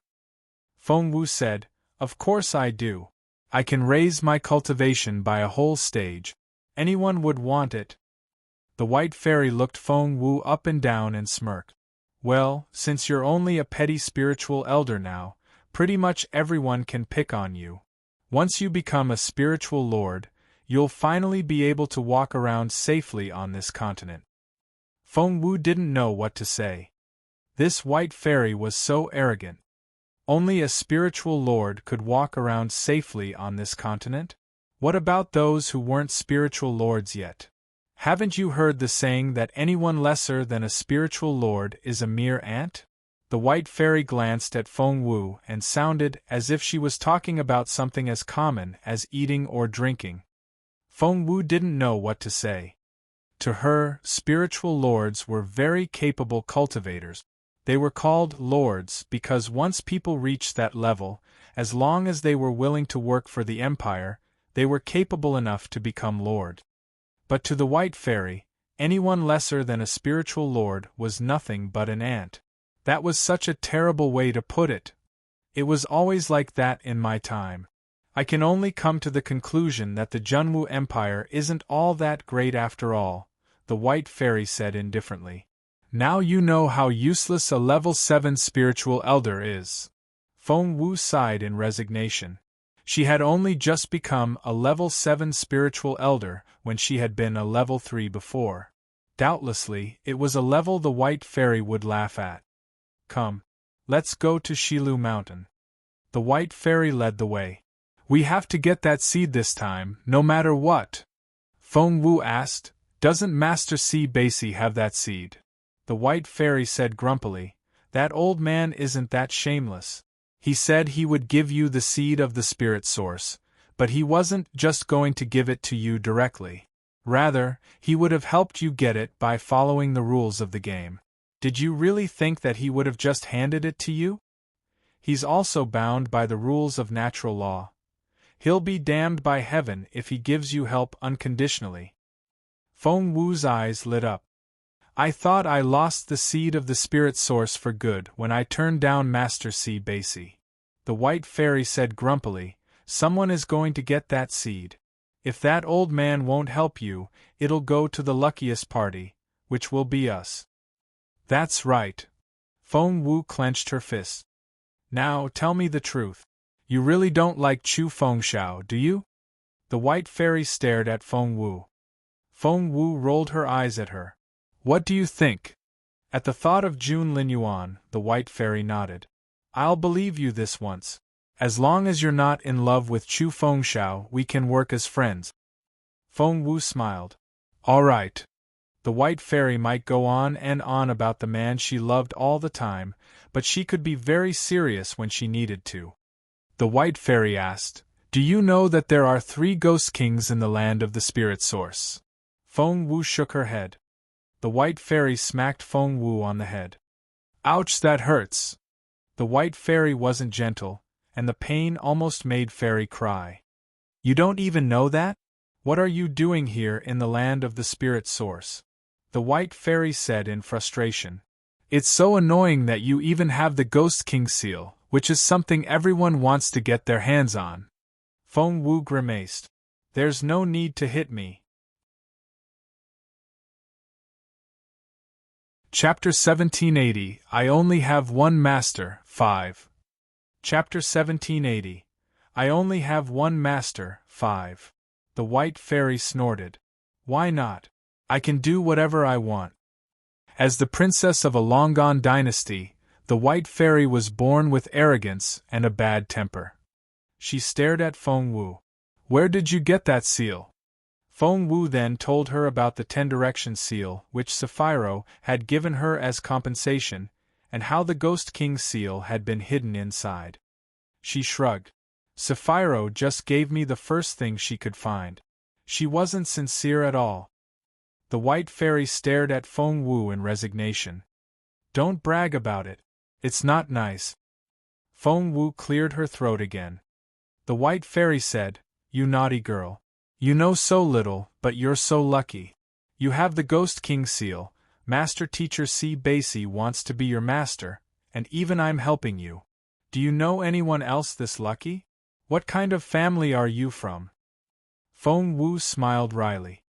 She wondered if the White Fairy had been a ghost for so long that she couldn't stop nagging. She didn't look like an arrogant princess of a long-vanished dynasty at all. Now back to business. Let's talk about the 3 Ghost Kings. The White Fairy stared at Feng Wu and explained everything to her from the beginning. To get the seed of the spirit source, you need to fulfill 2 requirements. Feng Wu listened carefully.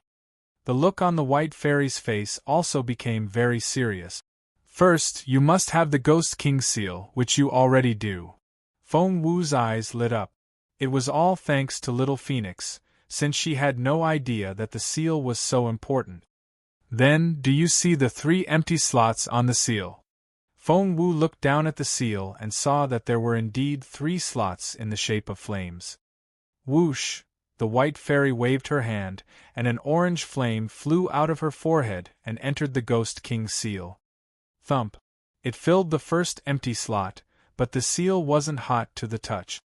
The White Fairy looked at Feng Wu and said seriously, This is my true flame. You can obtain a streak of it once you've gained my recognition. With it, you can light up the Ghost King seal. You need to gather the true flames from all 3 Ghost Kings before you can find the seed of the spirit source. Therefore, you need to find the lairs of the other 2 and gain their recognition. She then glanced at Feng Wu. I need to remind you first. They're not as easygoing as I am. Feng Wu thought, You're not all that easygoing, okay? If it wasn't for Chu Fengxiao, my 3rd senior brother, you would have killed me already. The White Fairy gave it some thought, then frowned. Those 2 old beans can be quite a handful, but with my help, you have a big chance of winning. Come. Let's go to Shilu Mountain. One of them lives there. At the same time, many other people also knew this information, and many of them wanted to get their hands on the seed of the spirit source. Therefore, a lot of people headed for the mountain as well. Up on Cornice Peak of Shilu Mountain. When Feng Wu arrived, she realized that there were too many people around. She saw many familiar faces. Many of her acquaintances from the Junwu Empire were there. Emperor Wu led the team himself, and he was surrounded by the heads of all the major families, including Lord Mu, Master Dugu, Master Zhua, Feng Yanfeng, and their offspring. The princes, Jun Wuxia, Zhua Qingyu, Zhua Qingxian, Dugu Yamo, Feng Yiran, Feng Sang, Feng Lu. All the young ones were here. Chapter 1781, I Only Have One Master, 6. Chapter 1781, I Only Have One Master, 6. Of the members of the younger generation, the 2nd prince was the most capable one, followed by Zhua Qingxian. Lying flat on her stomach, Feng Wu looked down from above and saw everything that was going on below. Since she could see them, so could the White Fairy, who had attached herself to the fallen star sword. The Junwu Empire has been doing well these days. Some of the younger ones are pretty good. Pointing at Zhua Qingxian, the White Fairy told Feng Wu, Do you see that young man in the blue robe? He's a level 1 spiritual lord, and he's more than you can handle. Feng Wu didn't know what to say. the White Fairy said, "and there's that young man in the yellow dragon robe. He's even more powerful than the one in blue. Wait, there's a secret hidden inside him." Feng Wu asked curiously, "What secret?" The White Fairy wanted to keep Feng Wu guessing. "I'll be punished if I reveal a heavenly secret. Don't make me do it. I'll let you know when it's your turn to fight him." Feng Wu frowned. If she was guessing correctly, the White Fairy was talking about the second prince. The second prince lived a secluded life and seldom appeared in public. She didn't know that he had concealed his power so well. At such a young age, he was already a spiritual lord. If the White Fairy hadn't pointed it out, she wouldn't have noticed. Had it not been for Jun Linyuan's existence, the second prince would have been an impressive figure. Unfortunately, hey, those two are pretty good as well. See the pair in blue and purple? They're quite talented and both are more powerful than you. Feng Wu saw that the White Fairy had finally moved on to people on her side, Xian Yi and Feng Sun. As for the rest of them, the White Fairy then turned to look at the members of the Senile Grassland. That Sapphiro has no chance at all. That girl in white is quite talented. Hey, she's hiding the fact that she's a level 9 spiritual elder. Kiddo, you're not her match yet. Feng Wu didn't know what to say. The White Fairy glanced at Feng Wu. See? Even in the younger generation, there are 5 who are more capable than you, let alone all the talented people in other places on the continent. Feng Wu, you still have a very long way to go. Feng Wu tried to change the subject. Why are you looking at the young ones only? The White Fairy glanced at Feng Wu. Feng Wu asked, "What?" The White Fairy said, "Feng Wu, do you really not know?" Feng Wu said innocently, "Know what? Tell me, please." The White Fairy said, "Only those that haven't reached the spiritual king stage can take part in the competition, and they can't be over 20 years old." Glancing at Feng Wu, she added, "Otherwise, if the spiritual kings get involved, other people won't have a chance at all." Feng Wu agreed with that. The White Fairy said, "The 5 people I mentioned will all be your competitors, so be careful." Feng Wu said seriously, "Feng Sun and Xian Yi are my friends." The White Fairy asked, "You mean the blue and the purple ones?" Feng Wu nodded. "Yup." The White Fairy said, "Kiddo, you're still too young. I'm telling you, where the seed of the spirit source is concerned, there are no friends. All there will be is betrayal and rivalry." Feng Wu frowned and stressed again, "They're my friends." The White Fairy said, "If you say so." Feng Wu said, "They are." The White Fairy wasn't going to argue with Feng Wu since she found it pointless. "We'll see." She decided to let reality teach Feng Wu a lesson. Chapter 1782, Untitled. Chapter 1782, Untitled. "Alright. Let's wait and see," said Feng Wu. "So, where's your little lover?" The White Fairy glanced at Feng Wu. "Why don't I see him anywhere? I'd like to see the two of you fighting over the seed of spirit source." Feng Wu glanced at the White Fairy. The White Fairy sounded confused.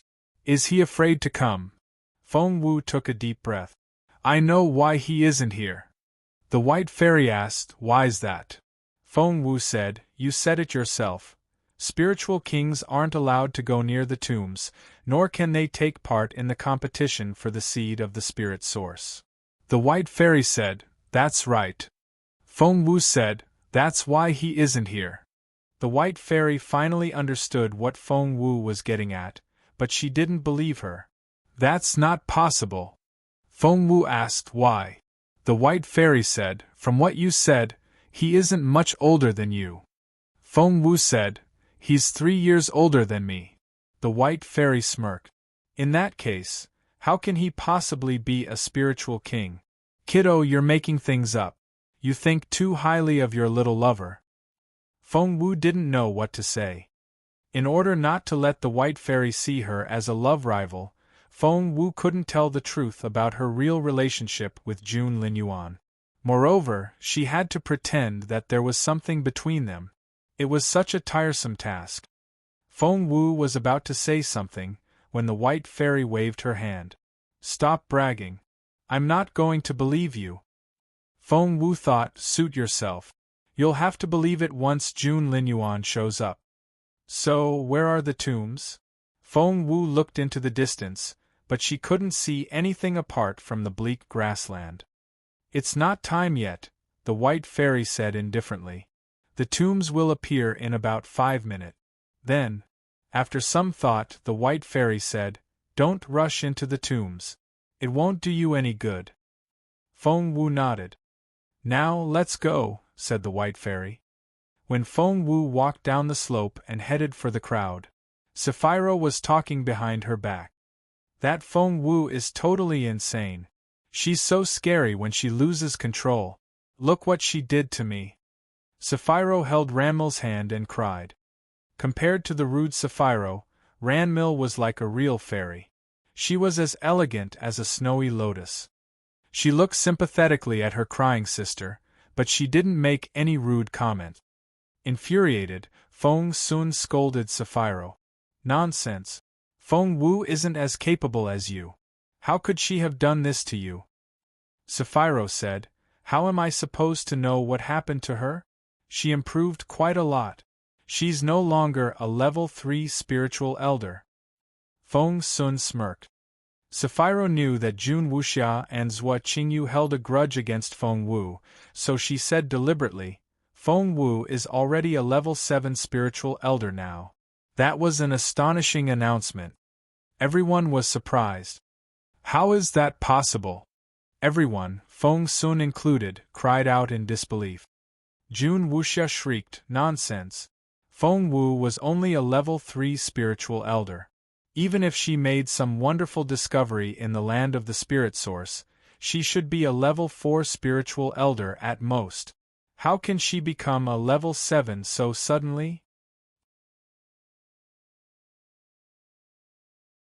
Chapter 1783 Untitled. Chapter 1783 Untitled. Zhua Qingyu's face darkened as well. Princess Sapphiro, you can't make up something like that. There's no way that Feng Wu is a level 7 spiritual elder. The others nodded, agreeing with Jun Wuxiao and Zhua Qingyu. Yes, it was impossible. No one could make such rapid improvement. Not only the teenagers, but also the adults shook their heads as well. That was too much. Sapphiro smirked and thought, too much? Feng Wu really is a level 7 spiritual elder now. You'll see when she shows up. She was telling them now because this way, they would be intimidated when Feng Wu did show up. Then, everyone would feel the same way, and would handle her together. Feng Wu would become a common target. Sapphiro hadn't told them that Master Teacher Si Baisi wanted to take Feng Wu as his disciple, but she turned him down. If they heard about that, they would lose their minds. They all shook their heads and wouldn't believe Sapphiro. 3 of them didn't actually care how capable Feng Wu was.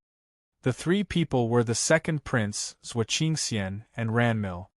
The second prince's target had been Jun Linyuan the whole time, and no one else was worth his attention.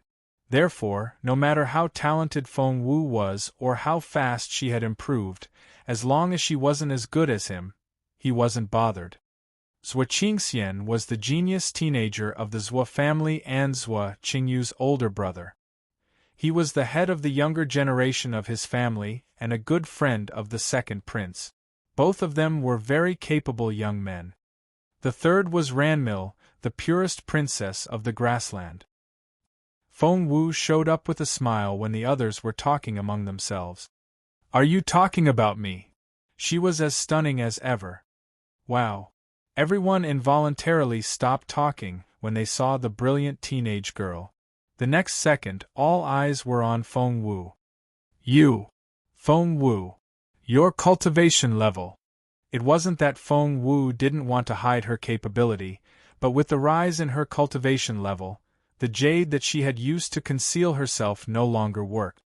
Therefore, when Feng Wu stood in front of them, the more capable cultivators could immediately see her status. Chieftain Sinal's eyes widened. Emperor Wu narrowed his eyes. At first, they really thought that Sapphiro was making things up. After all, it was hard to believe that anyone could make 3 or 4 breakthroughs in a row. It was impossible. However, when Feng Wu stood in front of everyone, they could all see her true capability. Chieftain Senil and Emperor Wu looked at each other. They both found it hard to believe. Chieftain Senil smiled bitterly and cupped his fists at Emperor Wu. "Congratulations, Your Majesty! You've found another unmatched genius." Unmatched genius. Someone broke the silence and asked, "What unmatched genius?" Chieftain Senil looked at Feng Wu and chuckled. Princess Feng Wu was only a level 3 spiritual elder yesterday, but now, she's already a level 7 spiritual elder.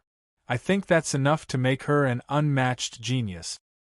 Only someone as capable as Chieftain Senil could see that right away. Master Dugu, Master Zhua, and Lord Mu had an inkling, but they couldn't be sure at first. Chapter 1784, Untitled. Chapter 1784, Untitled. Your Majesty!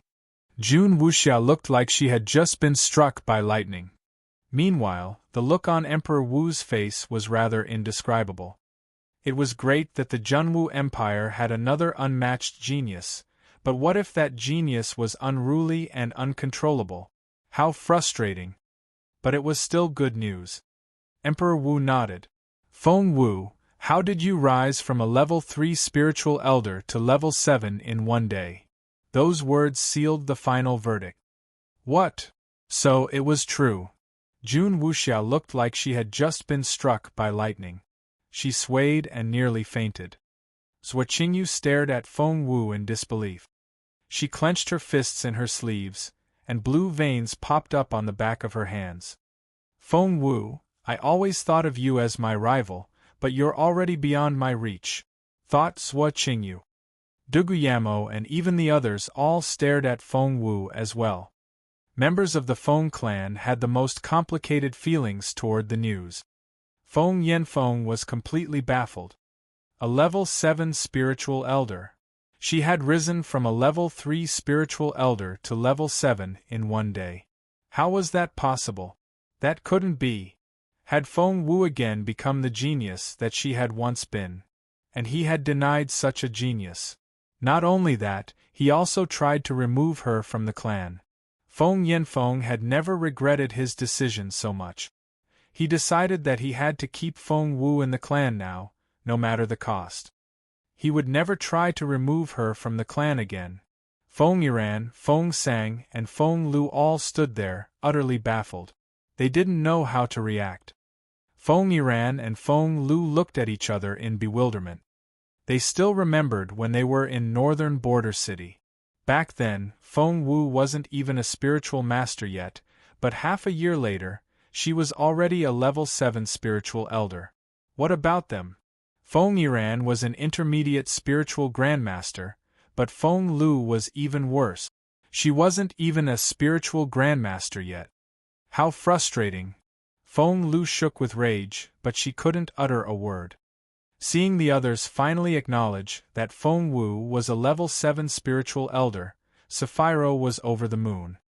Naturally, she didn't point it out so that the others could praise Feng Wu. She was only trying to make everyone jealous of Feng Wu and turn her into a target. Therefore, "Feng Wu, why don't you tell us what opportunity you ran into? How did you make 3 breakthroughs in a row?"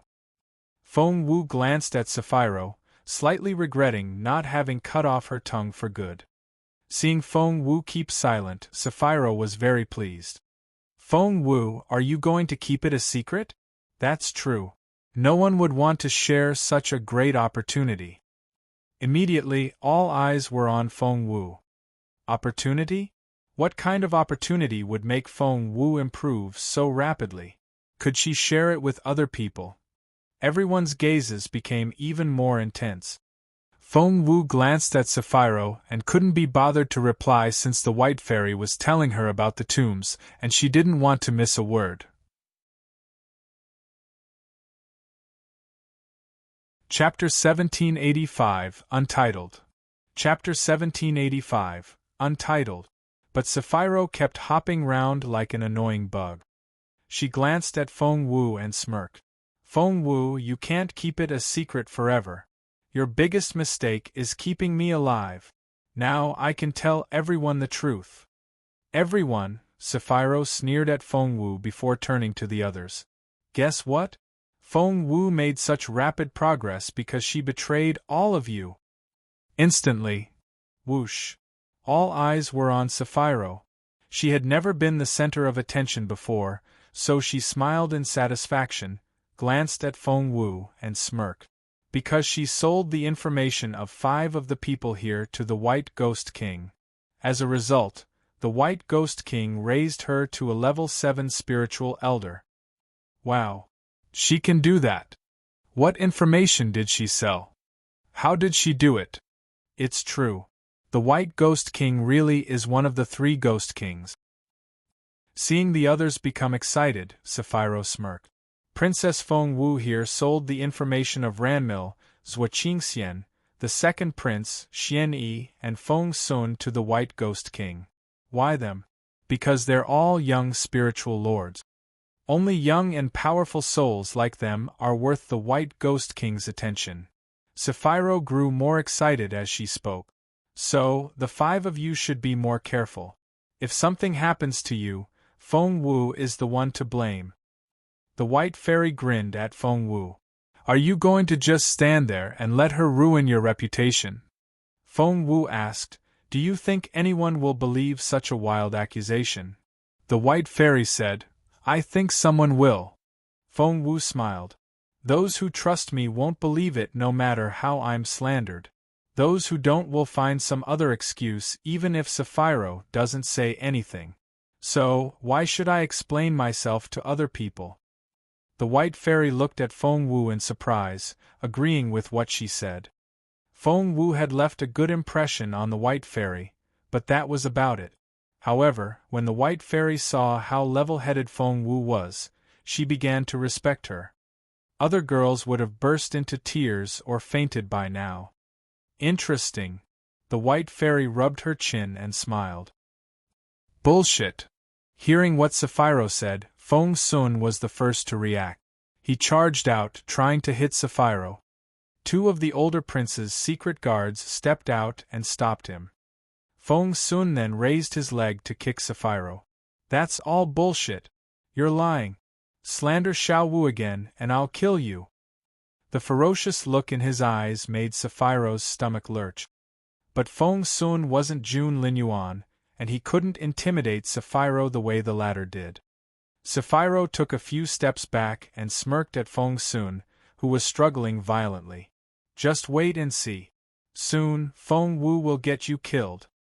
Feng Sun broke free and tried once more to hit Sapphiro. Sapphiro immediately gave up and tried to hide behind Chieftain Senil. Chieftain Senil smacked Sapphiro on the head. Chapter 1786, Face-Slapping, Act 1-1. Chapter 1786, Face-Slapping, Act 1-1. He turned to Feng Sun and smiled.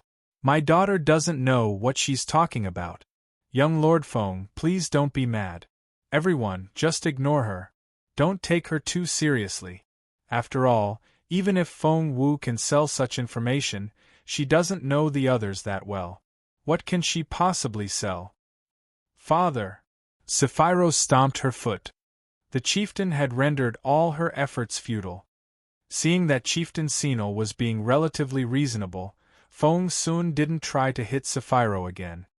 Feng Wu, how did you make such rapid progress? Since Chieftain Senil had scolded his own daughter, Emperor Wu had to do something as well. Feng Wu smiled. I made breakthroughs. That was it. I broke through my bottleneck and moved on to the next level. Emperor Wu didn't know what to say. Jun Wuxia said, Feng Wu, you can't talk to His Majesty like that. Zhuaqingyu said, Feng Wu, you made 3 breakthroughs in a row. Barely anyone has done that. You must be hiding something from us. Feng Wu shrugged.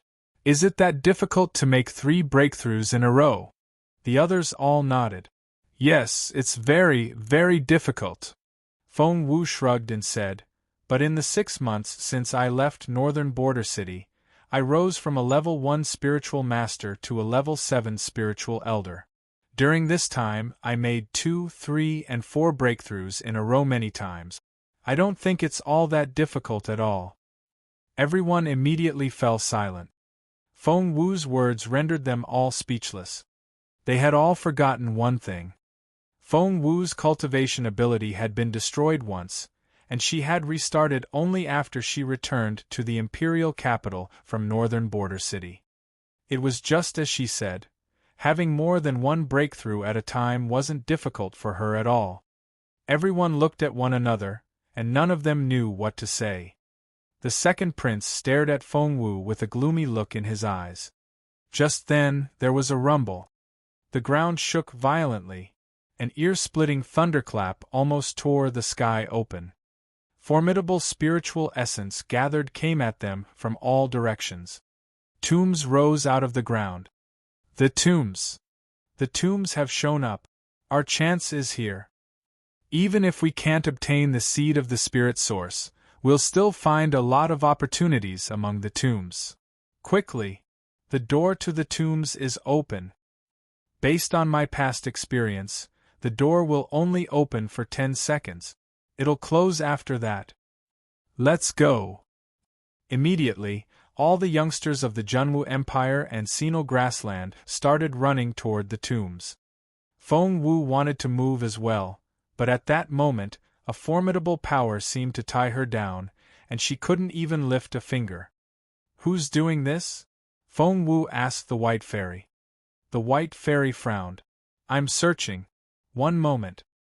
Feng Wu was furious. The things these people would do to stop her. She had almost reached the tombs, but they had used such a mean trick to keep her away. She wanted to move, but her shoes seemed stuck to the ground. Feng Wu thought that if her shoes were stuck, she could probably take them off and walk away on bare feet.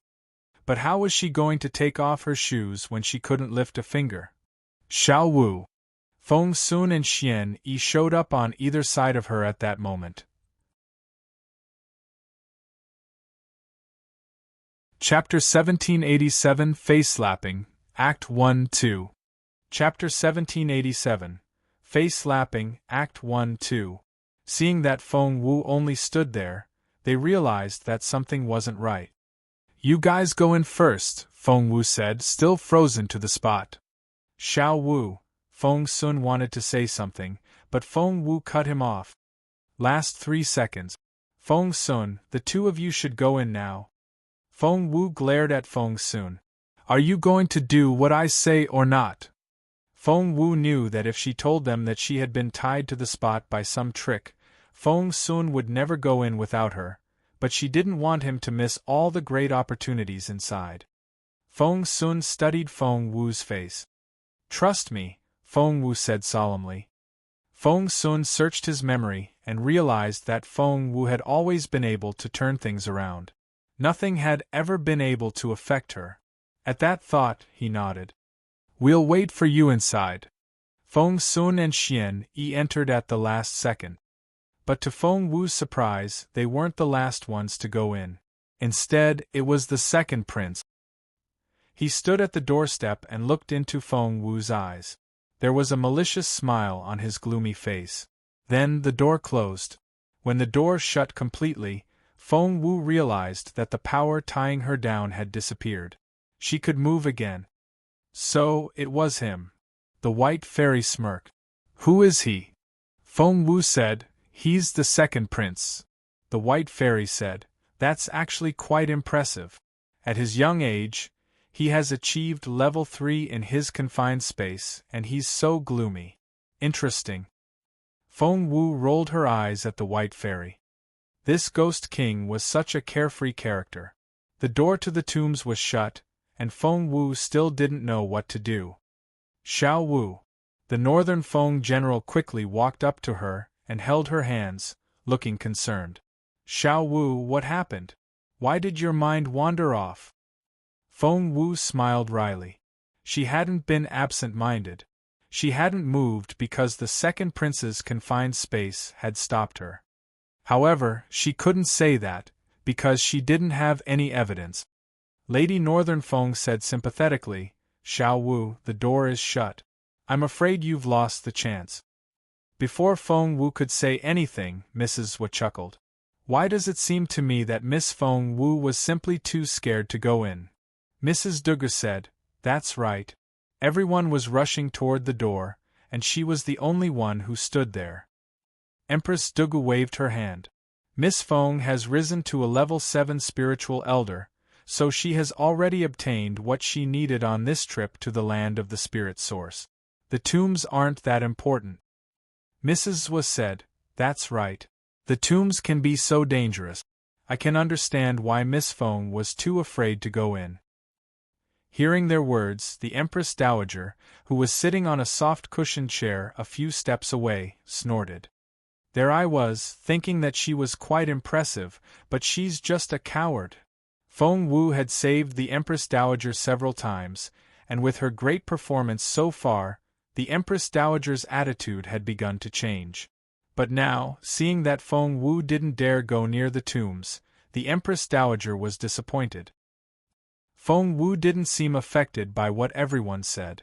Staring at Empress Dugu, she only said, "The second prince is very good at his confined space." That was a bold statement. Chapter 1788 Face-Slapping, Act 1-3. Chapter 1788 Face-Slapping, Act 1-3. Empress Dugu's face immediately darkened. "Miss Feng Wu, what do you mean by that?" Feng Wu smiled. "The second prince's confined space comes in really handy at this moment. He can freeze in place whoever he doesn't want to see enter that door. That way, the person will lose the only chance." Empress Dugu's face turned livid. She had been trying very hard to keep up the second prince's good reputation since she had great plans for him. But what Feng Wu said could ruin her son's reputation, so Empress Dugu was infuriated. She could no longer keep calm. Those words affected her greatly. "Are you accusing the prince of stopping you and making you lose this chance? Do you have any proof of that?" As one of Empress Dugu's pawns, Mrs. Zhua stepped out and scolded Feng Wu. Feng Wu shrugged. "Did I say that?" Mrs. Zhua said, "That's exactly what you said." Feng Wu smiled. "It was just a suggestion." Mrs. Zhua said, You were too afraid to go in yourself, but you're blaming it on someone else. That's just ridiculous, saying that someone else stopped you." Feng Wu said, "Why should I be afraid?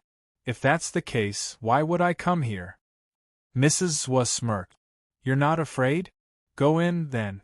If you enter that door in front of everyone, I'll believe that the second prince did block you." Instantly, all eyes were on Feng Wu. Feng Wu gave them a half-smile. "Are you all going to believe me if I do that?" Mrs. Zhua said, "Of course. Too bad for you, but you have no chance of getting in there at all.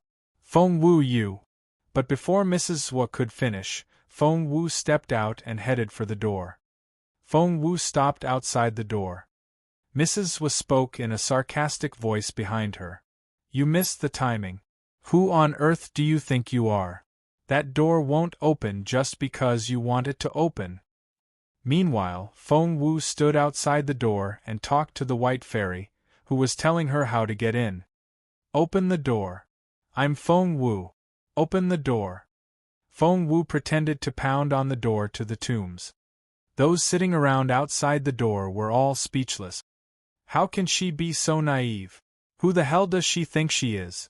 Why does she think that the door will open simply because she knocked on it? Ha ha ha, that's so funny. Feng Wu is so. Everyone from both the Junwu Empire and the Sinal grassland laughed loudly. Chieftain Sinal couldn't keep his mouth closed. "Your Majesty, Princess Feng Wu is so funny." But Emperor Wu didn't find it funny at all. He was being laughed at, and that was very humiliating. His face turned livid, and he stared at Feng Wu with a ferocious look in his eyes. The humiliation was unbearable. I wanted to go in, but the second prince stopped me. I couldn't move and missed the opportunity. He's the one you should blame. Open the door. Feng Wu jumped around as she pounded on the door. Empress Dugu was furious. Damn her! Damn her! This abominable girl.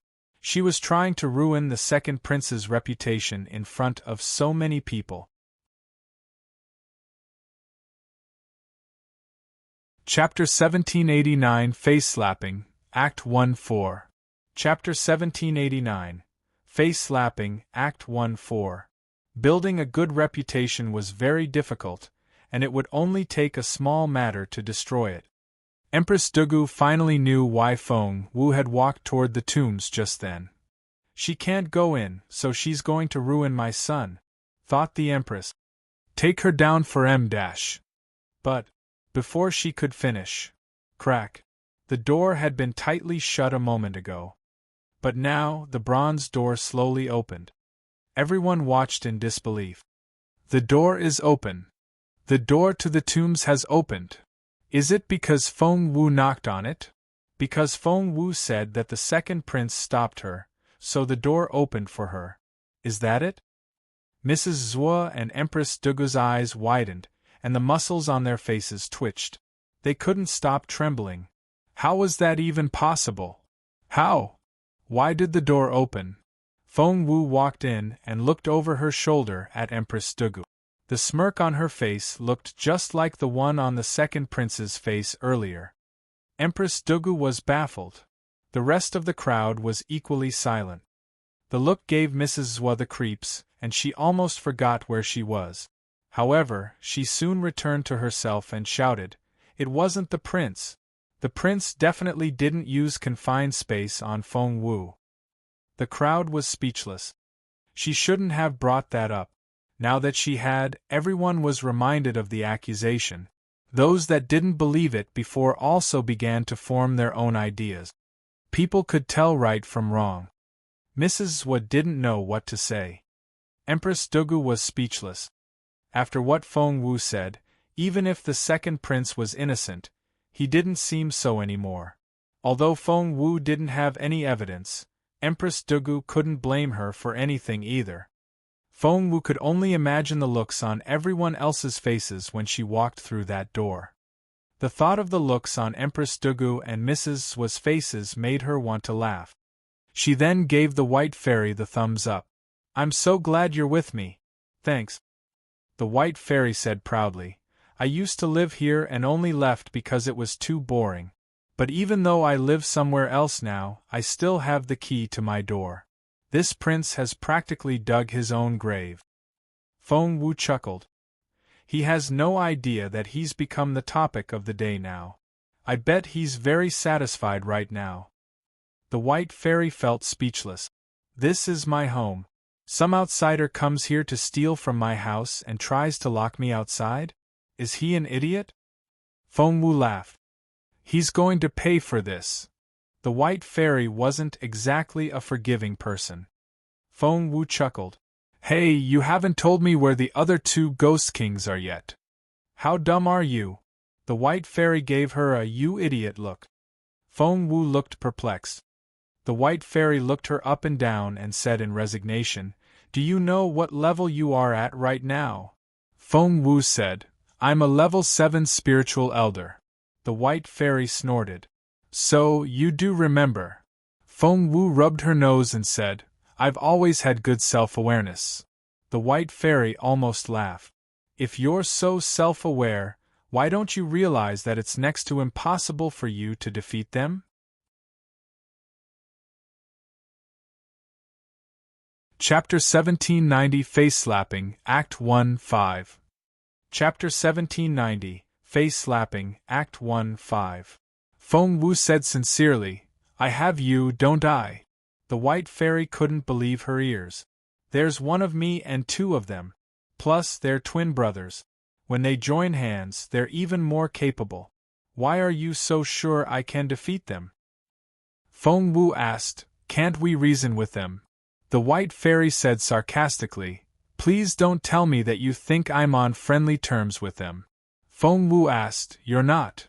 The white fairy wanted to jab a finger in her head. Use your brain.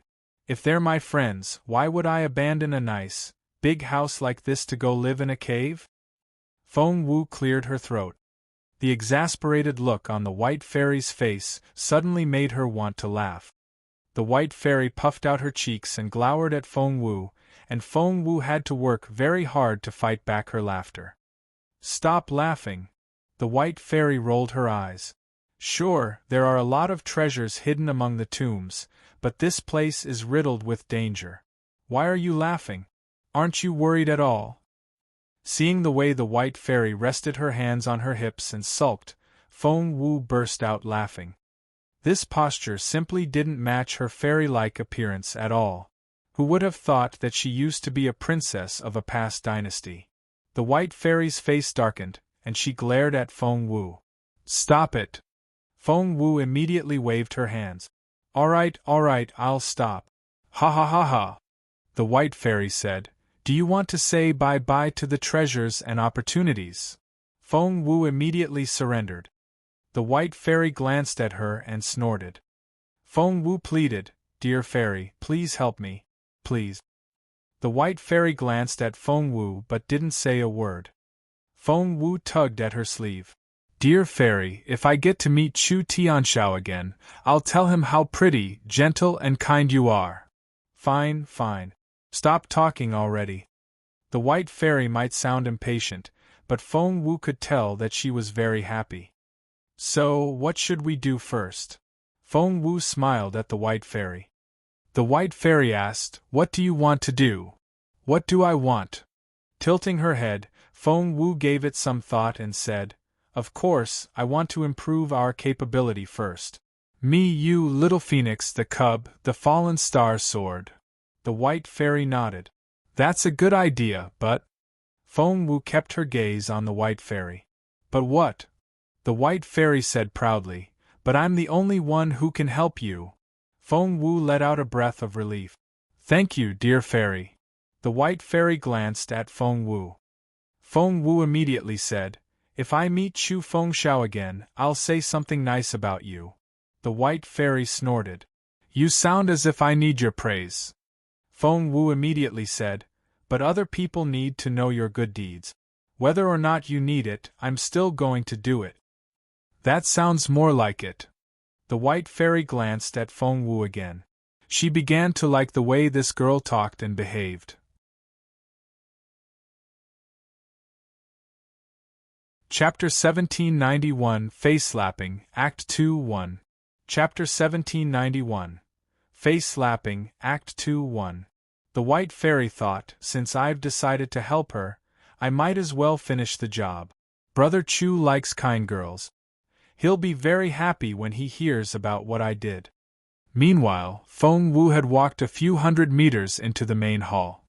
This used to be a pristine place, but it was now in a mess. There were large holes in the floor. Sculptures had been knocked over. And broken puppets were scattered all over the ground. Looking around, Feng Wu didn't see anything worth taking, and was very disappointed. Just then, someone walked in her direction and was surprised to see Feng Wu. It was none other than Sapphiro. Her eyes widened when she saw Feng Wu. How did you get in here? Feng Wu shrugged. The door opened and here I am. Sapphiro said, Bullshit. Feng Wu said, Whatever you say. Sapphiro glared at Feng Wu, then smirked. I don't care how you got in. We've collected all the good stuff along the way. Do you see the sword in my hand? It's a level 3 weapon, and other people have found even better things. You've found nothing so far, and you won't find anything. After that, Sapphiro picked up a scabbard and ran off. Feng Wu didn't know what to say. The white fairy smirked. Those who entered first were very relentless. I see that they ran into the poisonous corpses. Feng Wu asked, Can I find good stuff among them? The white fairy asked, What do you mean by good stuff? You can't seriously think that the level 3 weapon which the princess has is a treasure, can you? Feng Wu said, A level 3 weapon is a suitable weapon for a spiritual elder. It's not all that useless, is it? The white fairy's lips twitched. If you want that kind of stuff, I can find you a whole stack in no time, but they'll be too heavy for you to carry. Feng Wu's eyes lit up. Seeing that Feng Wu was excited over such petty things, the white fairy rolled her eyes. What's with your taste? You're embarrassing Chu Tianxiao. Feng Wu said, I'm only a spiritual elder now. You can't expect me to see things like a spiritual king. The white fairy agreed. Since you're interested in spiritual elder stuff, would you like some broken sword spirits? The sword spirit of your fallen star sword can digest them all. Your sword spirit is the dumbest sword spirit I've ever seen. Feng Wu cleared her throat uneasily. Feng Wu knew how capable the white fairy was. Although she wasn't as good as Master Teacher Si Baisi, she was still one of the top cultivators on this continent. That was why weapons for spiritual elders were worthless in her eyes. But Feng Wu was only a spiritual elder now, and those weapons were very suitable for her. She didn't mind having a few more pieces. Come, let's go find some broken sword spirit. Feng Wu had forged the fallen star sword herself. It had started off as a level 5 weapon and was now a level 3. A weapon which could make advancements on its own was extremely rare. The white fairy would love to have a rival at her level. These weaklings are drooling over level 3 weapons. How naive! What kind of world is this? Thought the fairy. 100 meters up ahead.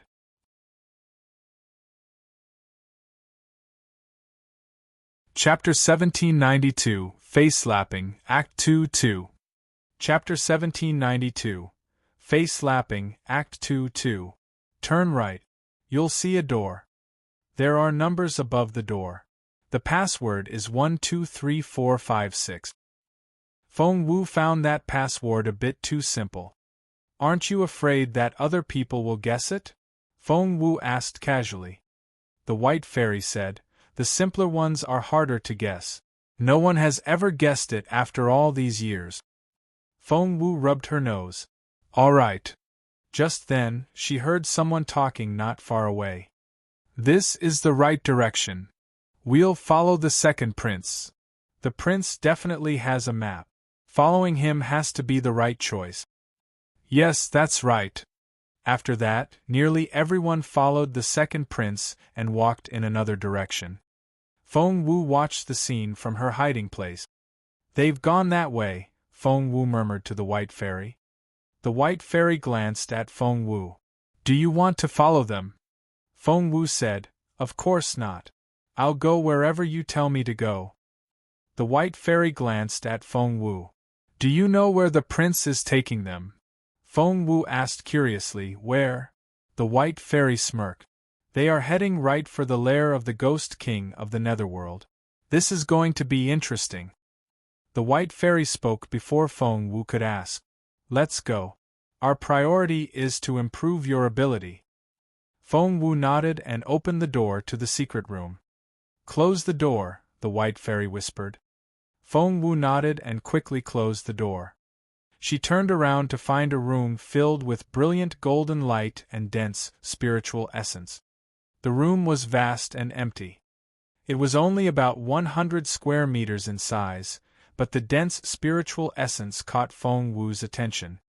These are bullywood racks stood along the walls on both sides. Each rack had 3 shelves, each containing different weapons.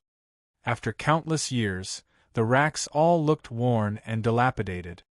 Although there were many weapons on the shelves, Feng Wu frowned when she picked up a weapon. The blade is chipped. This one, too. There are 3 gaps in it. This spear is broken. And this. The more weapons Feng Wu checked, the more disappointed she became. She then turned to the white fairy, who was standing next to her. Because the white fairy was in her soul form, only Feng Wu could see her. The white fairy glanced at Feng Wu. According to your definition, these are all level 3 weapons. Feng Wu nodded. That was true. Do you find these weapons useless? The white fairy asked casually. Feng Wu gave it some thought and said, These are all wonderful materials. If I can take them away with me, I can sell them at a good price. After I refine them, I think I can rebuild some level 3 weapons." The White Fairy said grumpily, "Why do you bother with this garbage?" Feng Wu smiled wryly. The White Fairy had simply seen too much.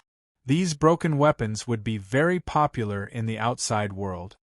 "Just let the sword spirit of the fallen star sword eat them all," the White Fairy said proudly.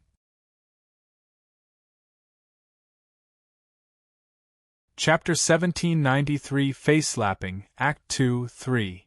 Chapter 1793 Face-Lapping, Act 2, 3. Feng Wu asked, "Can she do that now? She can devour these things now? So many of them?" The White Fairy gave Feng Wu a "you idiot" look. Feng Wu didn't seem convinced. The White Fairy stared at her. "Do you think so little of me?" Feng Wu looked perplexed. The White Fairy said, "Your little sword spirit was so dumb at first. She knew and understood next to nothing. After what I taught her, she's very clever now." Feng Wu looked amazed. "Really?" The White Fairy snorted. "Of course it's true. Why should I lie to you? Come out now." The White Fairy gave the order, and a girl dressed in red and with 2 symmetrical ponytails jumped out of the fallen star sword. She didn't seem to have mastered flying yet, and fell to the ground as soon as she was out of the sword. Feng Wu looked away in embarrassment. Humiliated, the White Fairy wanted to scold the girl, but managed to fight back her temper. She pointed at the girl and said grumpily, "Go absorb them all." The little girl was only about 2 or 3 years old. Her plump cheeks reminded one of a red apple, and her pretty eyes had the most innocent look in them. Her reaction was a little slow. Sitting there in bewilderment, she looked up at the White Fairy. About 3 seconds later, she finally realized what had happened. "Wah!" She burst into tears. The White Fairy stared at the girl, and was on the verge of losing her temper. "Stop crying. I've been teaching you how to fly forever, and you were doing perfectly fine in the sword. Why can't you do it now? And you even fell to the ground. Stop crying." The girl looked at the White Fairy with her teary eyes, and 3 seconds later, she finally returned to herself. "Wah!" The girl cried even more loudly, and her voice was ear-splitting. It was a good thing Feng Wu had closed the door. Otherwise, everyone would have heard them by now. The White Fairy felt so humiliated. When she saw the smile which Feng Wu was trying to fight back, she was so frustrated that her face went scarlet red. Feng Wu couldn't hold it in anymore, and she burst out laughing. The proud White Fairy looked so helpless when she was around the 2-year-old.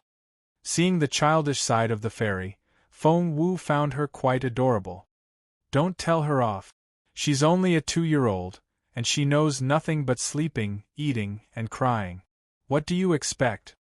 Feng Wu stopped the fairy and said, "You'll drive yourself crazy, getting angry over such a little girl. Be patient. She'll listen to you in the end."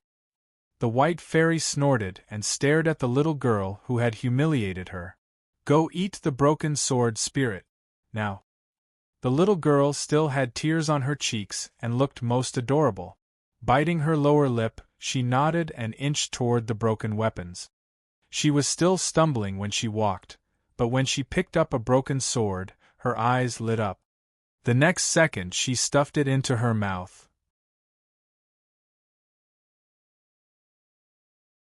Chapter 1794 Face-Lapping, Act 2, 4. Chapter 1794 Face-Lapping, Act 2, 4. Feng Wu was shocked. How could such a sharp blade fit into her little mouth? But before Feng Wu could say anything, the little girl had already started chewing. Level 3 weapons were valuable pieces in the outside world. Otherwise, Sapphira wouldn't have been so happy when she found that weapon. But the little sword spirit was chewing on one at the moment, albeit a broken one. Crack. It never occurred to Feng Wu that the little girl could have such sharp teeth. She chewed on the broken blade as if it was just a sugarcane stick, and finished it in less than a minute. Feng Wu didn't know what to say. "This is the weapon recycling warehouse," said the White Fairy.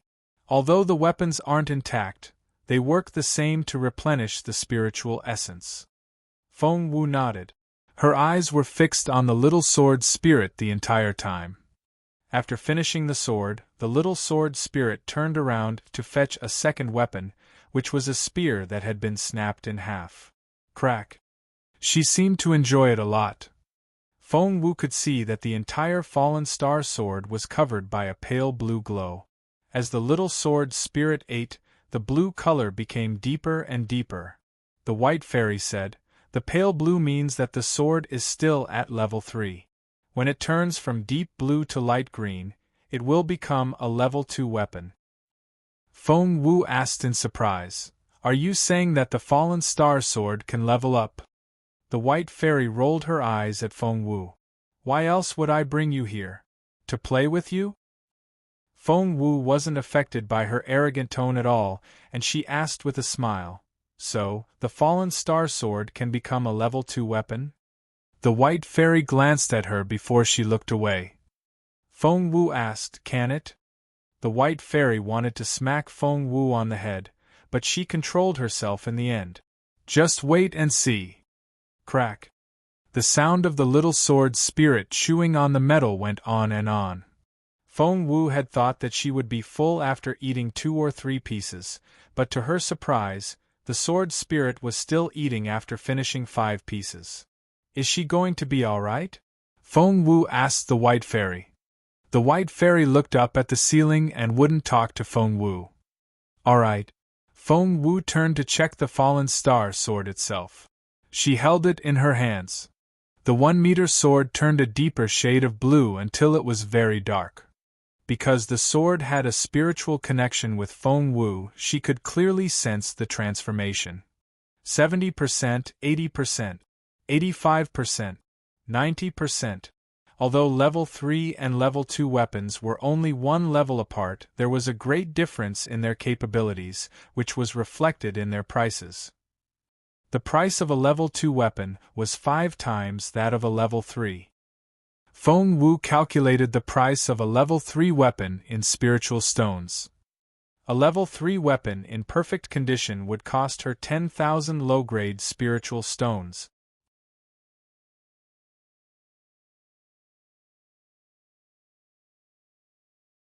Chapter 1795 Face-Slapping, Act 2, 5. Chapter 1795 Face-Slapping, Act 2, 5. If the fallen star sword could become a level 2 weapon, it would be worth 50,000 low-grade spiritual stones. Feng Wu looked at the White Fairy in excitement. "I can tell that it's 95% ready. A little more spiritual essence, and it will probably rise to level 2. The White Fairy nodded but didn't seem all that interested. Feng Wu added, "Level 2 weapons are 5 times more valuable than level 3 ones. The fallen star sword will be worth 50,000 low-grade spiritual stones once it levels up." Back when Feng Wu had little money, even a low-grade spiritual stone was very precious to her. The White Fairy rolled her eyes at Feng Wu but didn't say a word. As one of the most powerful cultivators on this continent, she had seen and experienced a lot more than Feng Wu had. Feng Wu had no idea what was going on in the White Fairy's head. All she knew was that level weapons were very hard to come by, and the second prince was holding such a piece right now. 97%, 98%, 99%. Feng Wu clenched her fists in excitement and stared at the little girl with her clear, bright eyes. Crack! When the fallen star sword reached 99%, the little sword spirit suddenly stopped. Feng Wu's eyes widened. "Don't stop. Eat a bit more. You're almost there." The sword spirit rubbed her belly and found it rather plump. Tilting her head, she gave it some thought before she went on chewing on more weapons. Feng Wu let out a breath of relief. The next second, ding! She heard a pleasant ring. Finally, her weapon had risen to level 2. Feng Wu smiled at the White Fairy and said happily, "It has leveled up. It's a level 2 weapon now." The fallen star sword wasn't something she had picked up from the ground. She had found the stones herself and made it from scratch. It had a lot of sentimental value. Seeing the fallen star sword getting stronger was like seeing her child grow up. Other people wouldn't understand such a sense of fulfillment. The sincere and bright smile on Feng Wu's face moved the white fairy as well. It's only a level 2 weapon. Why are you so happy? The white fairy said grumpily. We still have a very long way to go. Feng Wu wasn't convinced. Weapons don't level up like cultivators do. Its level won't rise that fast. A master weaponsmith told me. The white fairy waved her hands. The sword spirit I train won't be the same as others. Just wait and see. The white fairy was very confident and very proud. Feng Wu didn't seem convinced. The white fairy's eyes flickered. The tombs are only open to outsiders for a limited time. We're wasting our time here. Wasting their time? Feng Wu smiled wryly. But the fallen star sword is already improving. The white fairy said grumpily, Yes, it is. But what about you? Feng Wu didn't know what to say. She shook her head. The white fairy rolled her eyes at Feng Wu. There you go. You're still so weak now. Don't you want to use this opportunity to improve yourself? So weak. Feng Wu smiled bitterly. Actually, she had already been making very fast improvements in the past few days.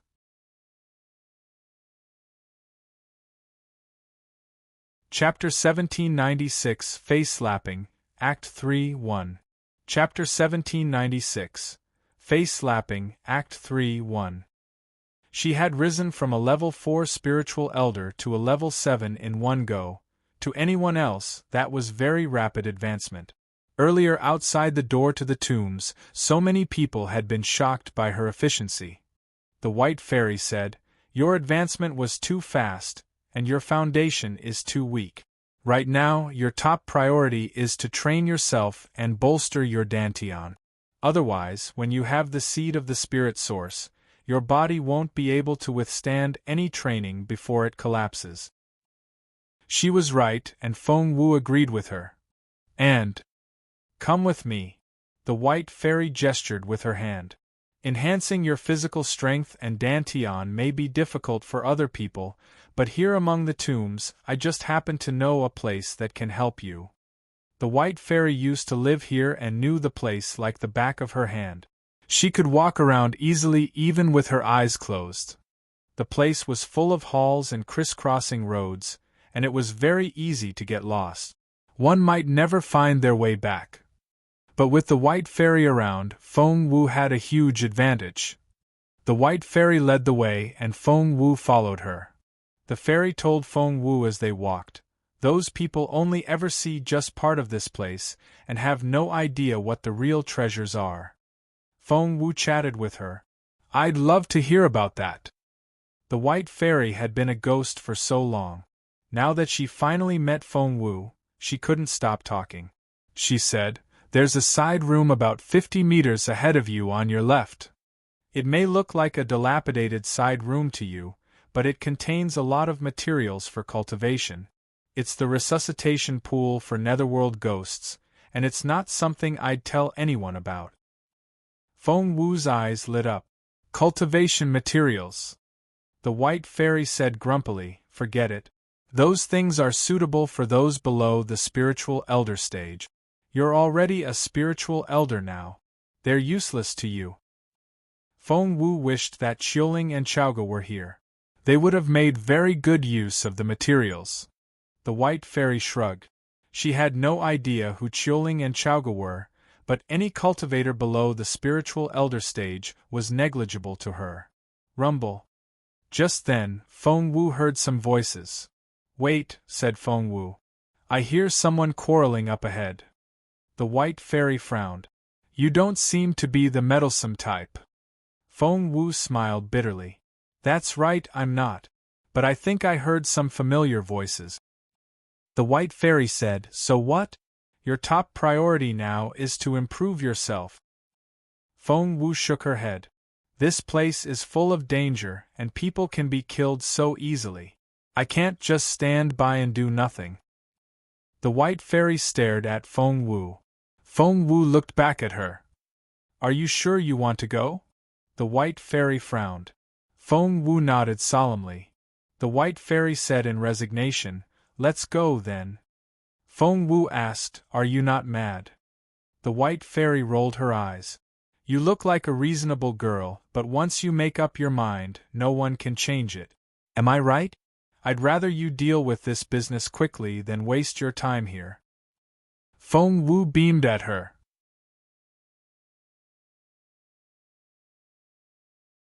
Chapter 1797 Face Slapping, Act 3-2. Chapter 1797 Face Slapping, Act 3-2. Although the white fairy was grumpy and had a vicious tongue, she understood Feng Wu very well. "Sure." Feng Wu picked up her pace.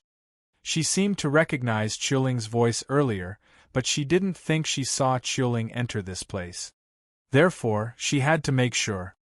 When she walked past a hall and turned a corner, what she saw infuriated her. "Ha ha! Do you have a death wish? How dare you insult me?" That was Jun Wuxia's voice. Feng Wu frowned a little. Who was Jun Wuxia shouting at? "Qiling, are you not afraid of death?" After that, Feng Wu heard Zhuo Qingyu's voice. "Qiling." Feng Wu's eyes lit up when she heard the name. So, she was right. It was indeed Qiling. Jun Wuxia, Zhuo Qingyu, and Qiling. Feng Wu immediately realized what was going on. They were bullying Qiling.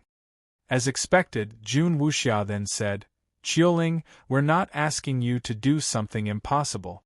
Why is it so difficult for you to insult Feng Wu?" Zhuo Qingyu smirked. "Say a bad word about Feng Wu and we'll probably spare your life. Otherwise, Qiling said, "My mistress is the best. I'll never say a bad word about her." "Ha, what a tough girl." Jun Wuxia smirked. "Your attitude will come at a price." Zhuo Qingyu smirked as well. Crack!